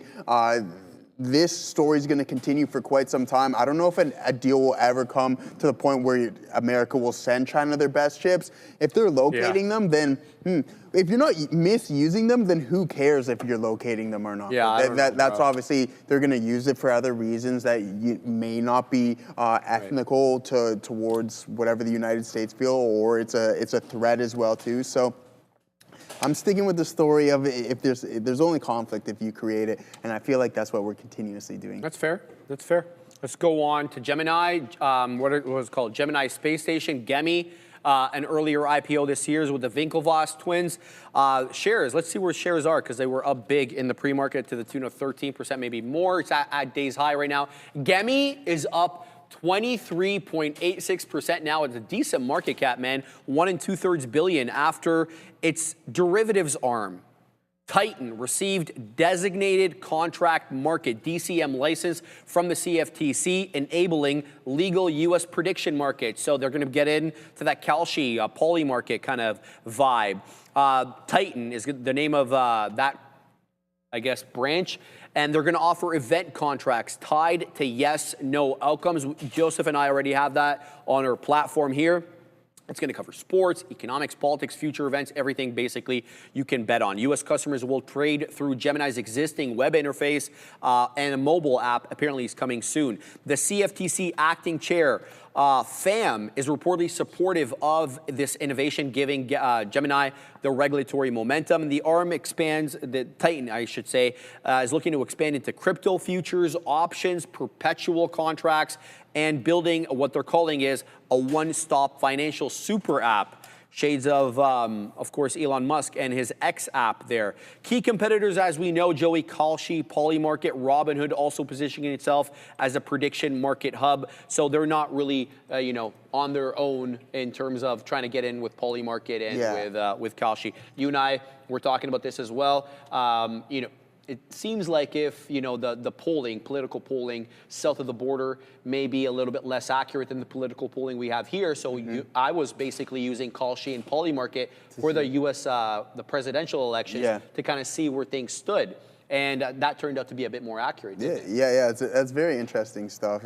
Hey, don't gamble in some states, but prediction is good. You can predict.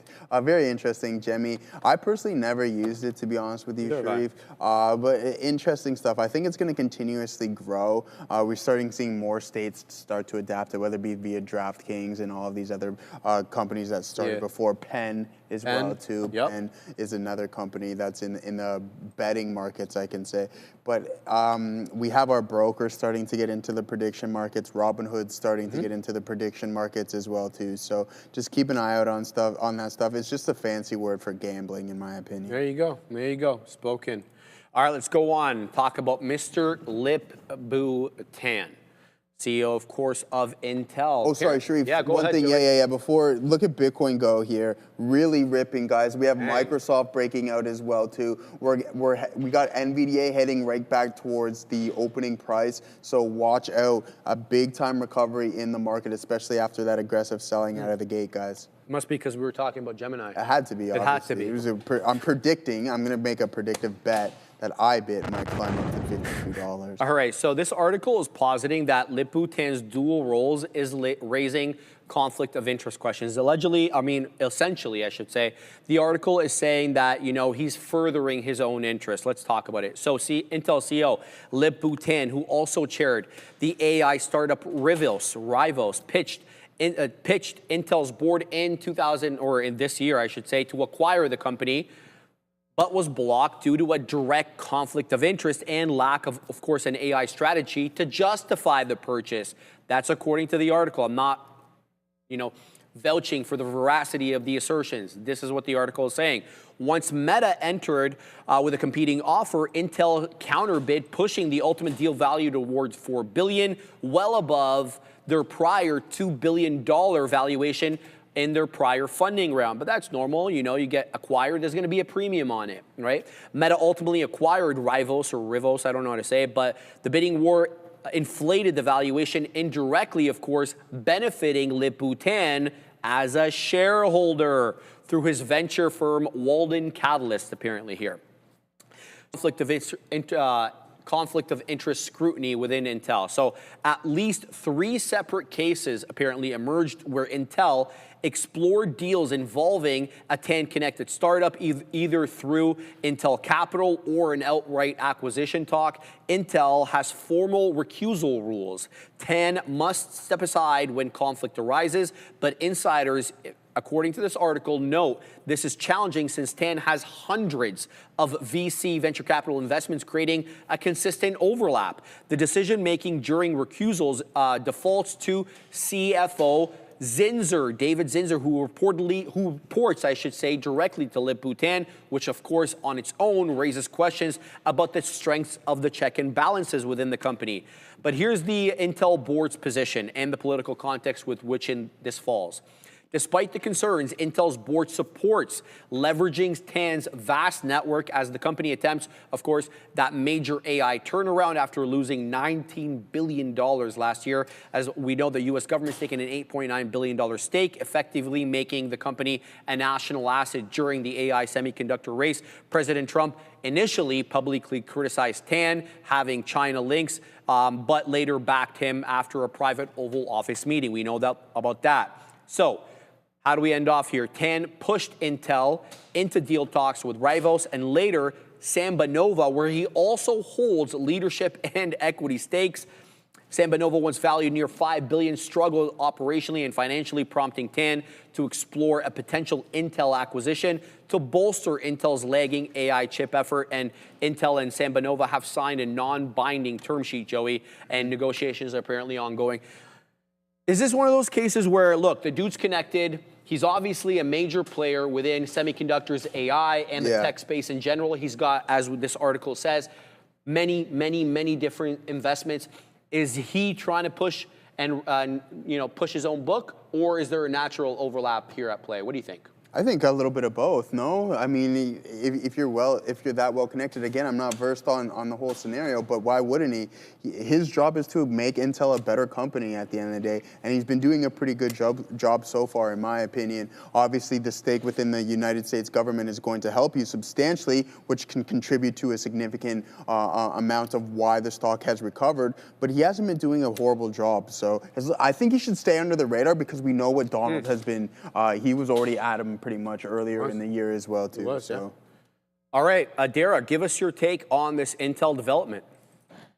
Yeah, my thing is, I think it kind of comes down to, I understand why this is a conflict of interest. I think if you are monetarily involved, then and you don't fully disclose that, then I think it's maybe a bad look. That's good at least that they have David Zinsner, who was actually a former co-CEO, at least on an interim basis of Intel, going back to this time last year. At least there are some kind of checks and balances. So I think even if this is a confirmed story, as of right now, it's just a report, I don't think it's a terrible look for INTC, but I think it is something to certainly maybe be aware of when you see more of these deals going forward. But it also is very much in character for Lip-Bu-Tan. Like, we've talked about this before in the show, kind of comparing his approach to something of a venture capitalist, right? He's trying to get these deals. He's calling up Nvidia, he's calling Apple, he's calling AMD, he's trying to get, you know, all the connections, all of the money. So it's not super shocking to hear he's kind of doing this on maybe a more, I don't want to say sketchy, but a smaller basis as well with these startups. Like, it's an interesting story. I think it's very in character for what we know about Lip-Bu-Tan. I would love to hear if he has to respond to it. What I also want to know to see how the administration responds to it, because guys, the administration does have like a 10% stake in this company. So this now goes beyond Intel. This is also, you know, I'm very curious to see if and how the administration does address these allegations, should they actually be true.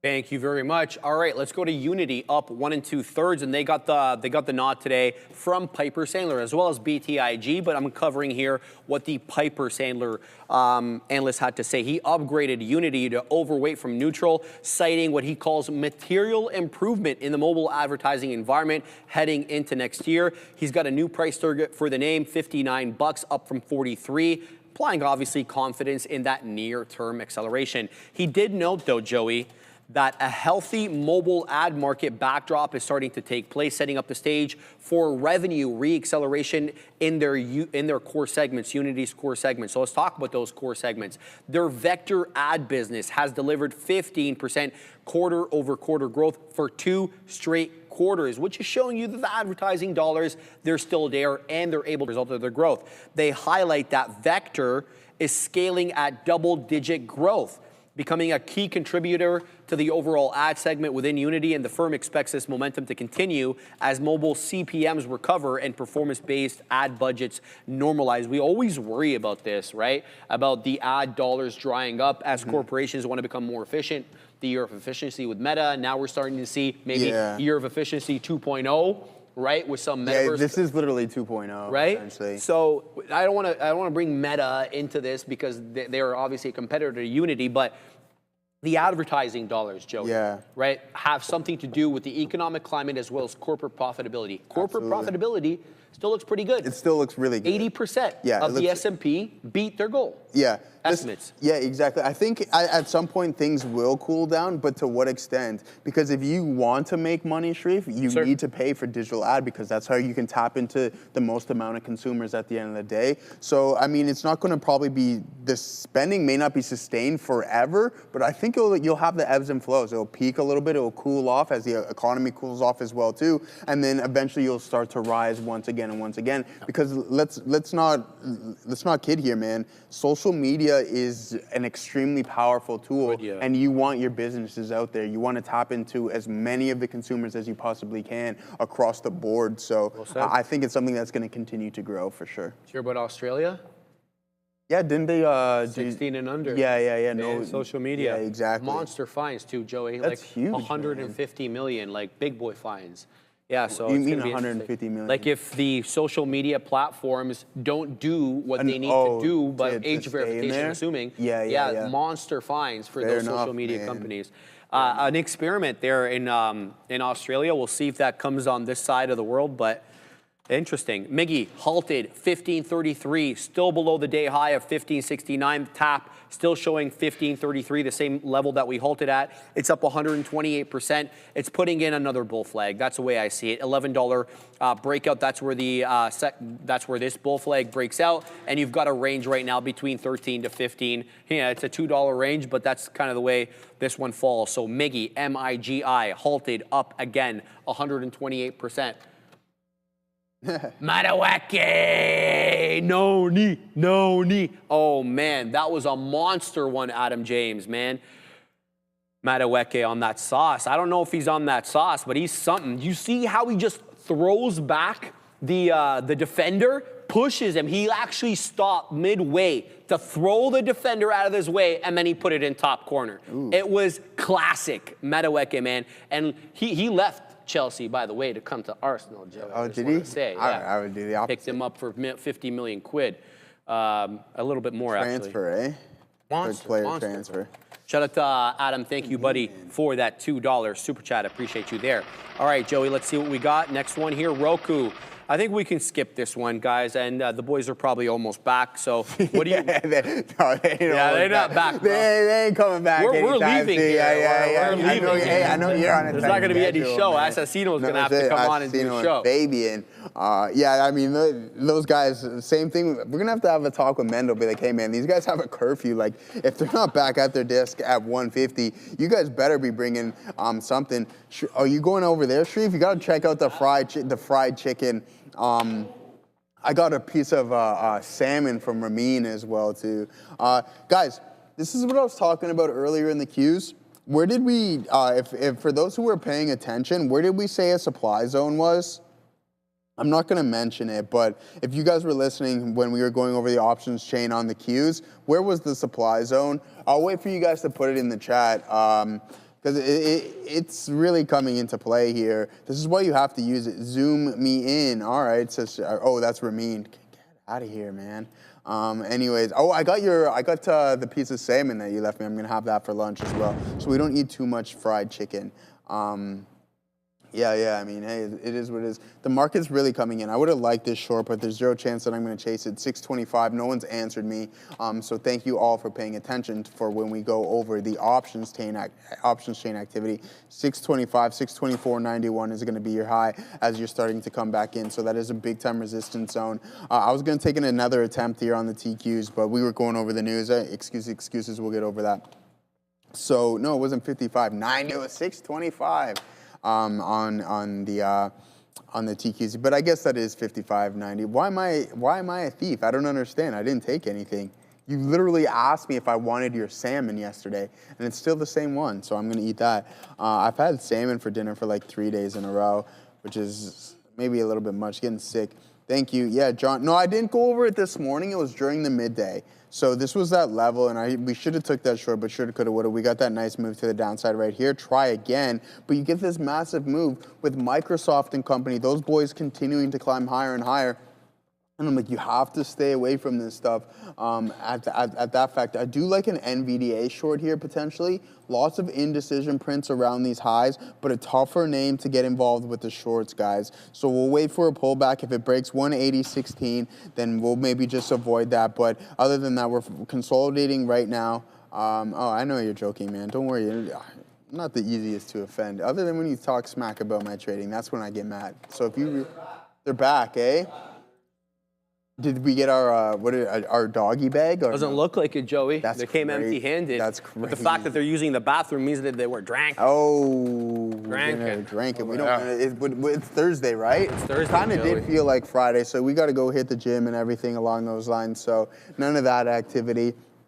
I'm shut down with hockey. Doctor shut me down, so I won't be playing anymore, which is kind of upsetting. But we'll take 9-10 months off of that, and we'll get right back into everything. So. Yep, no worries. So, yeah, I mean, at the end of the day, we shut it down, no more drinking. So, sticking with the strict diet here now, guys, getting ready to rock and roll. Oh, we got a super there, man. You didn't see it. I didn't even see it. Satya Nadella? Oh. Sharif, I love your energy, and all of you appreciate your insights on day trade. Sometimes too fast for slow people like us. I don't know about that, brother.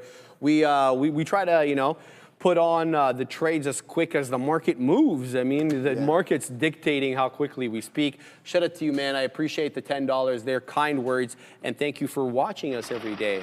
We wouldn't be here, obviously, without you guys. Do appreciate that, guys. Shout out to Aura Alpha. Nice of you. Look, Jody's waving at you, Joey. Oh, hi, Jody. What's up, She's sending in the wave. Oh, what's wrong? The position's not good? No, I was just saying, what's up with Jody? We're good, man. I mean, hey, yeah, it hasn't been a horrible day whatsoever, man. We're still nicely positive on the session. Brother. We'll say hi to Jody. We'll say hi to Satya as well, too. So I hope everyone's having a fantastic session. All right, guys, let's take a look at some of the small cap gappers that are still running, and a lot of them are still going. Guys, beat back into that 250 after that 282 high, but still up 60-some-odd%. But it really has been the MIGI show, MIGI, 1580 high. But this one looking awfully bull flag-ish and still holding that kind of compression or the consolidation part of the bull flag, I should say. It's a bit of a range, though. It feels like $13.50 to about $15 worth of a range, maybe even a little bit higher. So MIGI, in focus. Pets also rocketed up into 405, but dropping down now, but still holding some of these moving averages. It's been really respecting the 20 exponential moving average on the 5-minute chart almost all day, and it just dropped into it now. Be on the lookout there for the loss of those levels. VWAP overlapping with $3, so you have that support at 3 and the volume weighted average price. That's PETS. This one as well. This one, Bovin gave us midday. Triple CX. What a fantastic mover. This one is just throwing on the ticker there, putting in higher lows into that new higher high, 15 and a quarter. It's been awfully respectful as well of the 10 EMA on the 5. The volume though, dropping off a little bit. Be careful with that. You have volume, price action, divergence there that you don't necessarily want to see. Rich Tech Robotics, yet another good day for RR, breaking above that 450 that it was having trouble with all day, coming into the day high now, 459. We're at the day high as we speak on Rich Tech Robotics. Lastly here, before we send you to the big boys, CDE, another really good one, but a bit of a dip now into the 20. It had been respecting the 10 basically since we started trading at 9:30. This is the deepest retracement it's had on the day. I'm talking about CDE. Last one, let me know when you're ready, boys, by the way. And then EOSE hanging out at the day high, 1593. This one feels like it might want to break into 16 at some point in the day. It is up. Let me just see over here what it's up because it's not updating. I apologize. EOSE is up 7.25%, but a big move off that 1383 low. Now 1593 high of the day. So it's been a very